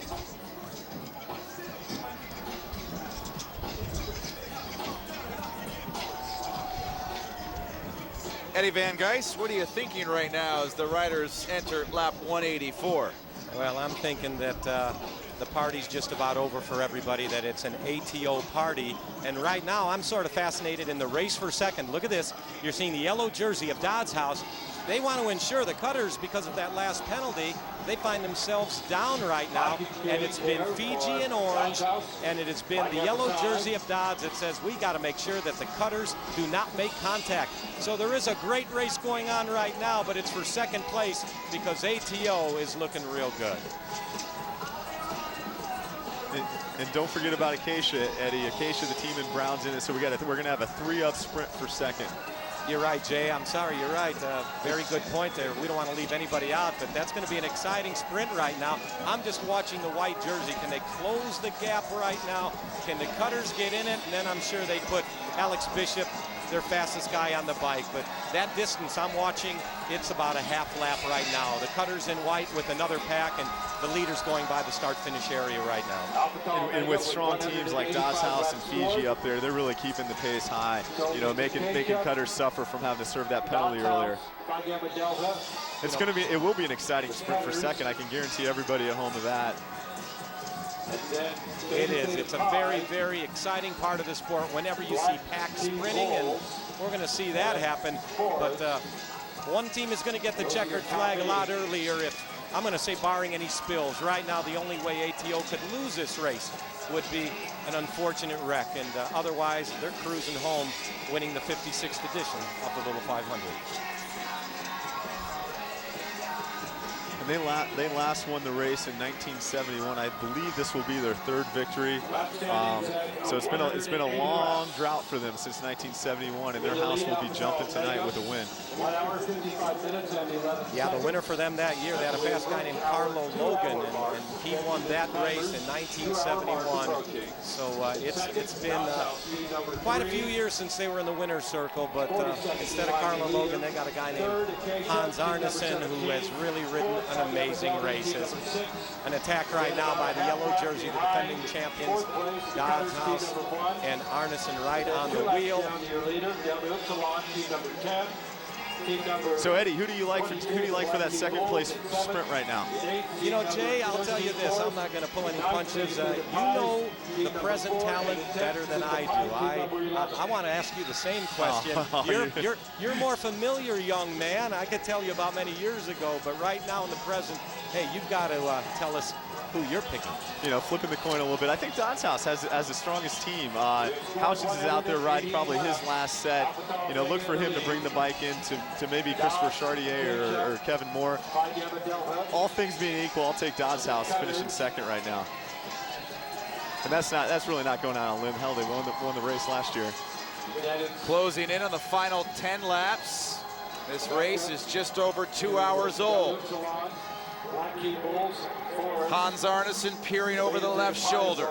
Half a smile on the face, ready for his team's first victory since 1971. He wanted to make his last time on the bike count. He has done that and more. We have scored 189 laps. 10 to go. An exchange for the Betas.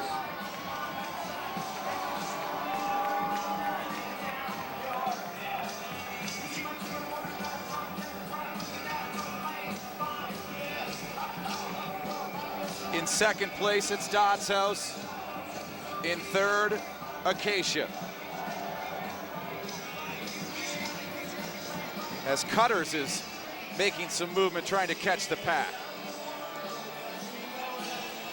Yeah, Cutters doesn't want to go away. Really, they're only about 200 meters down right now in the field. They're trying to get back up there in that race for second. you are not on the first two We have lead passed the laps, record you are time. not with first through 10. That's Please Dave move to the Coughlin on the outside. bike for the Cutters Chief Stewart has from announced Indianapolis, if Indiana. You are not on the first 10 places, first through 10. They have 2 laps on you. Please move to the outside. Is Dodds House getting ready for an exchange? Looks like they're going to bring it into a rookie, Tom Shear. And a reminder to all riders and coaches and spectators, the race will continue until the red They flag blow is off the displayed. exchange and keep The chugging. race will continue until the red flag is displayed. Please do not rush Into lap 192. This is a 200-lap race.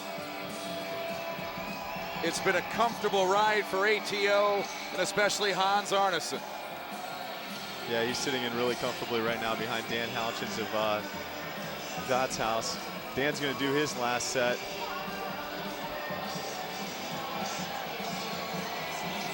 And the race for second's really heating up as Tom Shear's going to get on the bike for Dodds House. He's going to try to get back up with Acacia and Again, Fiji. everybody, the race will not conclude until the red flag flies. Please keep that in mind. The race will continue until the race is red flag. Dodds House, a fresh rider on the bike. And I'm sorry, that's Mike Shear for Dodds House. I should know that. I've ridden with him before. I believe he's from Chicago, Illinois.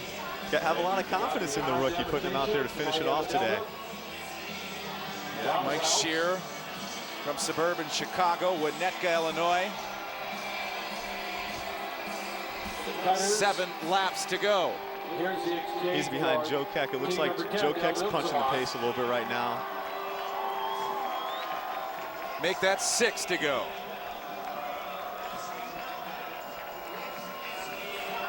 Setting up for an exchange. As Fiji ready for an exchange.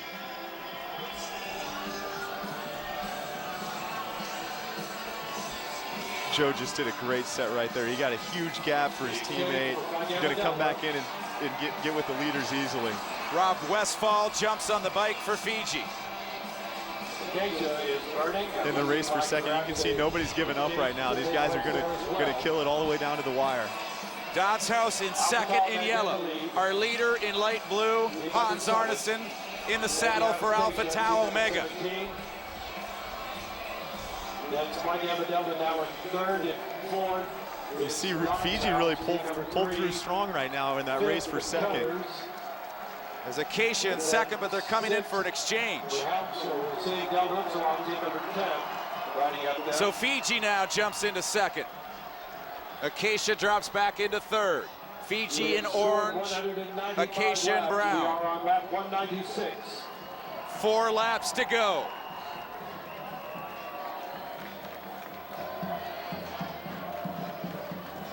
I really like this aggressive strategy right now by Fiji. They're on the attack, looking to get a little room between them and Dodds House.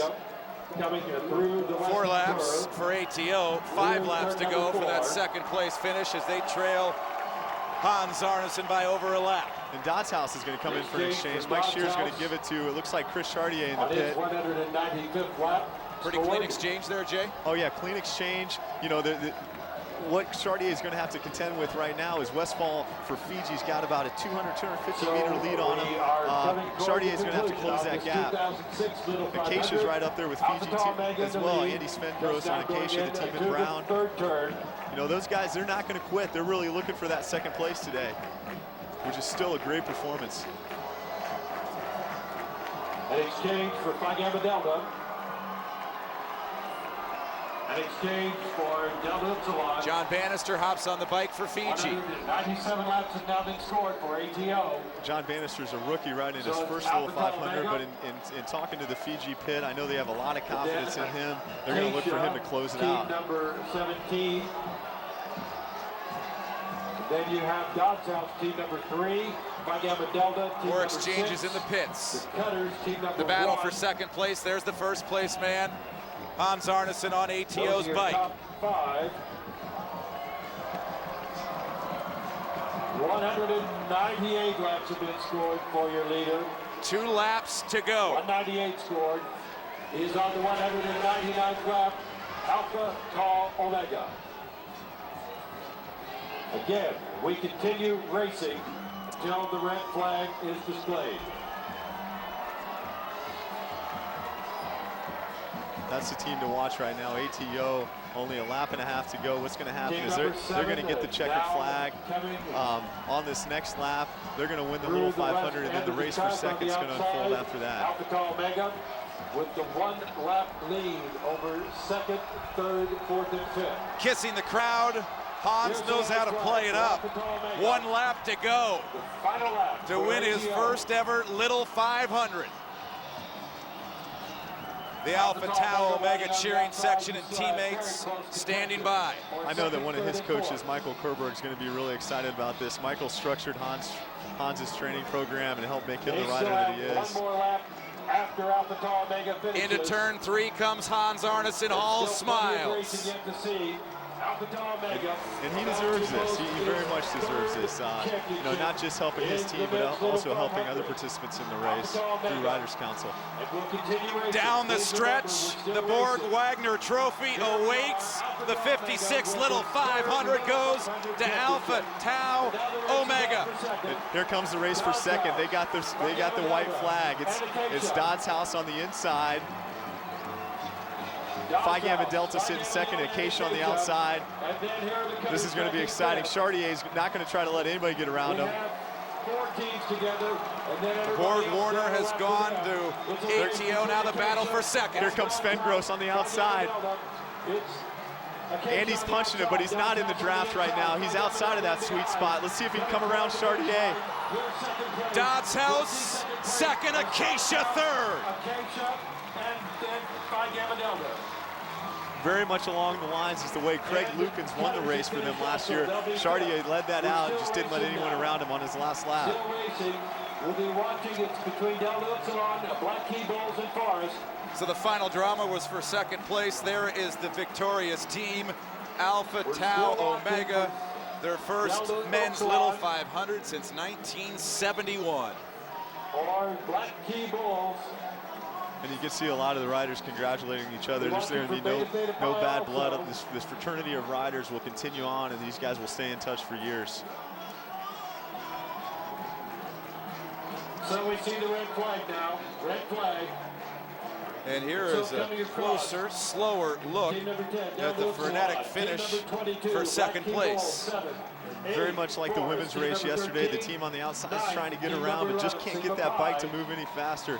Chartier up in the saddle. You see him with the bike throw, you know, trying to use every advantage he can. And Fiji just missing out there also by a nose. Bannister on the bike for him. He's going to have more Little 500s to use that experience. I'm sure that was one of the reasons they wanted to have him on the bike.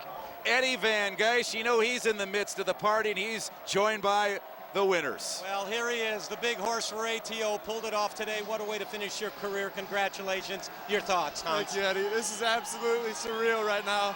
It hasn't hit me yet, and I'm sure it will tonight.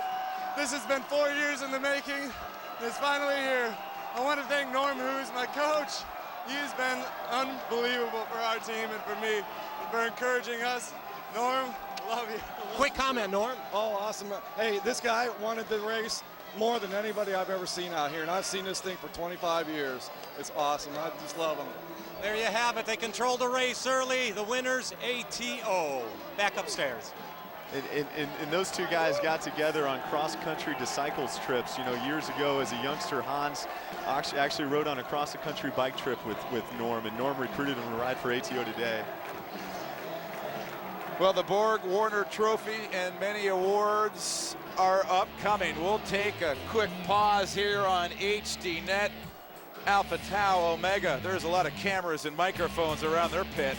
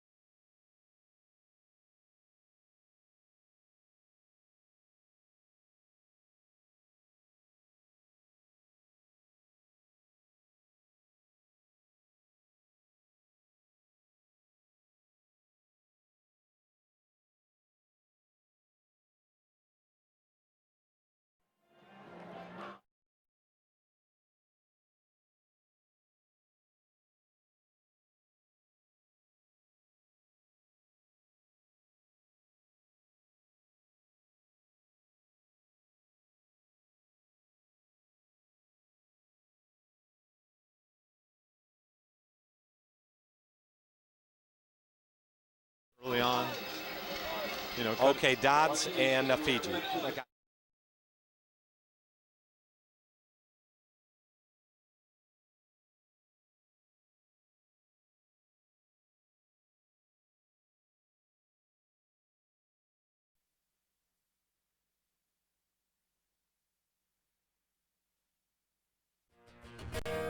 Earlier today. The party is just underway for Alpha Tau Omega. Quite a day, their first victory since 1971. Our final standings as Hans Arneson is congratulated. The big drama was over spots 2 and 3. Dodds House and Acacia picked those up. Phi Gamma Delta finishing 4th. They're still looking for their win in the 2000s. They've won every decade prior to this. As you see, Daniel Houchins congratulating Hans. Probably telling him it's just not fair, Hans, when you ride like that. Couldn't you have waited for me, right? Here's one more look at the happy man named Hans. I give him a 7, maybe 7.5 on that salute. He could have. No, well done. And you know, he's strong. One of the strongest guys ever to ride in Little 500. He'll find himself in the Hall of Fame soon. So much for that pre-race penalty that he had to serve. I guess that didn't factor in much. No, that was really wiped away, wasn't it, Dan? Yeah. Well, Delta Chi's streak is still intact. That's what we like to see. What I like to see. And Eddie Van Geis. And Eddie Van Geis. Cutter's still in second. You know, Phi Psi starting second today. They were a contender, but they got knocked out early. The real action is around the stage as the party will quiet down for our awards presentation.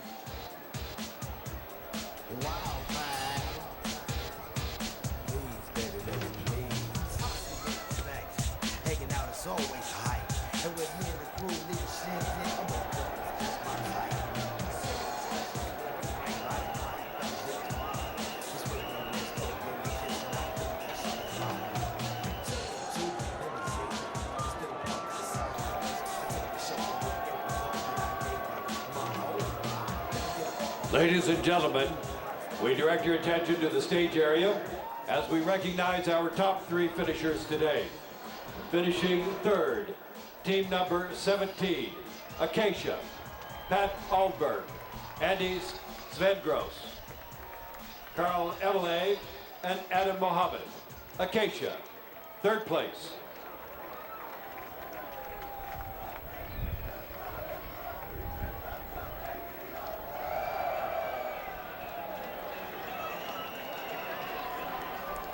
Your 2nd place team, team number 3, Dodds House, Christopher Chartier, Daniel Houchins, Kevin Moore, and Mike Scherer.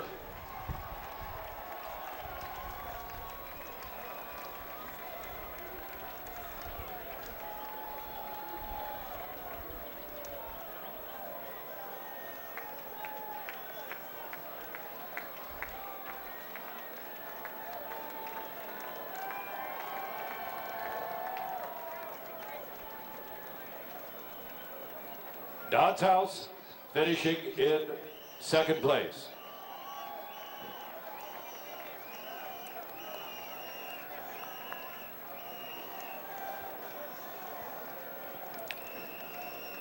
The first Little 500 title for this team came in 1969, and then again in 1971. Now a 3rd championship is added to the history of Alpha Tau Omega, the 2006 Little 500 men's champions for this 56th running.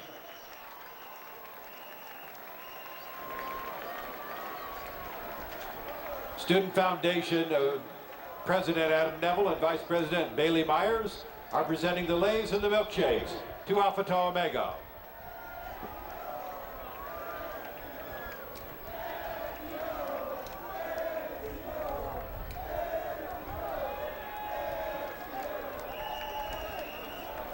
There is the team, Alpha Tau Omega. They raise their glasses to a well-deserved victory. The milkshakes must taste sweet today here in the springtime of Bloomington, Indiana. And Dan, this is the third time we've seen a team lap the field here at Bill Armstrong Stadium, the new stadium. In years past, it's been a really balanced, strong. Well, it's been a 4-rider strong team that's done it. You know, this year ATO did it primarily with 3 guys, with Hans doing a lot of the work. Just something that we didn't expect going into the race. Now Mr. Tony Bierman from Borg-Warner Corporation will present the Borg-Warner Trophy to Alpha Tau Omega.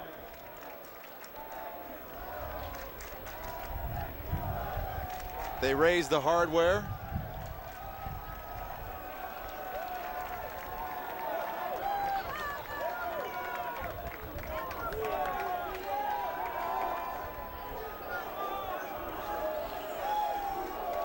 And another trophy that's very much a part of the presentation. First time they is have William that S. trophy Armstrong since 1971. Mr. Kurt Sivig, the President and Chief Executive Officer of the IU Foundation, now presents to Alpha Tau Omega.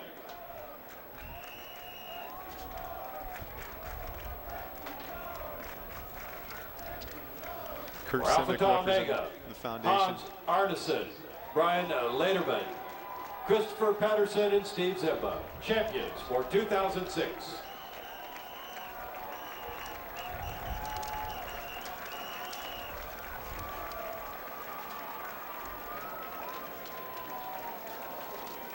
Eddie, pretty courageous performance also by Dodds House, and you're standing by with them. Boy, they had a great ride, and let's talk about a great couple of years. But Chris Chartier, you were on the bike the final lap. Nice sprint. Congratulations, and a great finish for Dodds House again after winning it last year. Thank you. To tell you the truth, second hurts a lot, but Hans had a Hall of Fame ride today. He was just on a completely different level. So to come out second off that, I mean, we're satisfied with it, but obviously it hurts a little bit too. Kevin Moore, you're the only rider they're going to lose. You're the only senior. You got to be happy. First last year, second this year. What a way to finish. I'm really happy. This was a tough race. I can't believe Hans got away that fast, but you know, we just battled through it and we tried to attack him, but he just rode really well. I'm really happy. I think we defended the yellow really well. So an awesome performance by Dodds House. 2 great years for them. Nothing to hang their heads about. Let's go back upstairs. Thank you, Eddie. Things finally quieting down. It has been quiet around this campus since about Thursday before these festivities began. Not what you expected today, I guess, fair to say? Well, we didn't know that Hans would lap the field. We knew that if he was there at the end, he'd be the strongest sprinter. There was teams with more depth. The ATO boys really came together today and really rallied in support of Hans and rode a terrific race. I didn't expect anyone to lap the field today. It's only happened 3 times since they moved to the new track. And it goes down as a Hall of Fame performance for Hans. Well, winners always like to go out as champions. The 4th time is the right time for Hans Arneson, Alpha Tau Omega. Victorious today. As you see him with the token raise. The foundation really does a terrific job of putting on this race. Hats go off to Kurt Simic, who handed out a trophy earlier. Lucas Calhoun, the assistant director, Rob Ramey, director, Jonathan Purvis, do a terrific job of leading students here that work as student volunteers to put on this race. Well, they put on an event that has a professional feel, but it is an intramural event and a great support from the Indiana University students.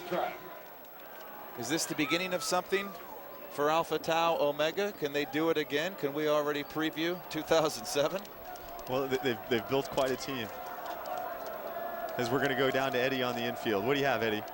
Well, sometimes in the world of sports, the last chapter is a perfect one. And when you talk about the career of Hans Arneson in ATO, well, this was a fitting end to his career. He now has accomplished everything, and as you guys said, he's probably on his way into the Hall of Fame. We saw an exciting bike race, but it was dominated today by ATO. What a great domination it was, as everybody congregating around the start-finish line. And the celebration just beginning. Do you ride the bike home after the race, Jay? Well, they're going to ride around town a little bit. I wouldn't be surprised. They may visit the bars tonight as well, assuming that they're 21. There'll be quite a party for them as their fraternity brothers celebrate with them. And of course, with any great champion, Queen bellows in the background, celebrating this win by ATO. And Hans, a Minnesota native, he's left his stamp here at Indiana University. I know that he's going to be, I know how happy he is just because I've competed against him, and I know how excited he was to win this race this year. Truly amazing performance for him, as well as Steve Zimba, Lederman, Norm Hughes, their coach. Congratulations to the ATO boys. Yeah, it was a great team effort, great individual performance also by Hans Arneson. They get the victory today. Alpha Tau Omega wins the 56 men's Little 500. The executive producer of HDNet Sports is Daryl Ewald. Our broadcast is directed by Hank Lena. HDNet Engineering provided by Dan Neighbors and Ed Martinez. Production manager, Angela Setta. Production coordinator, Eric Eisenberg. A special thanks to all our crew members for providing the beautiful HD pictures all afternoon long. The IU students, race officials, they put on a great show. And of course, the racers. At times, they got airborne. Once again, the winner from Bloomington is ATO. For my broadcast partner, Jason Sonneborn, Eddie Van Geis, I'm Dan Kelly. Thanks for joining us for the Little Five.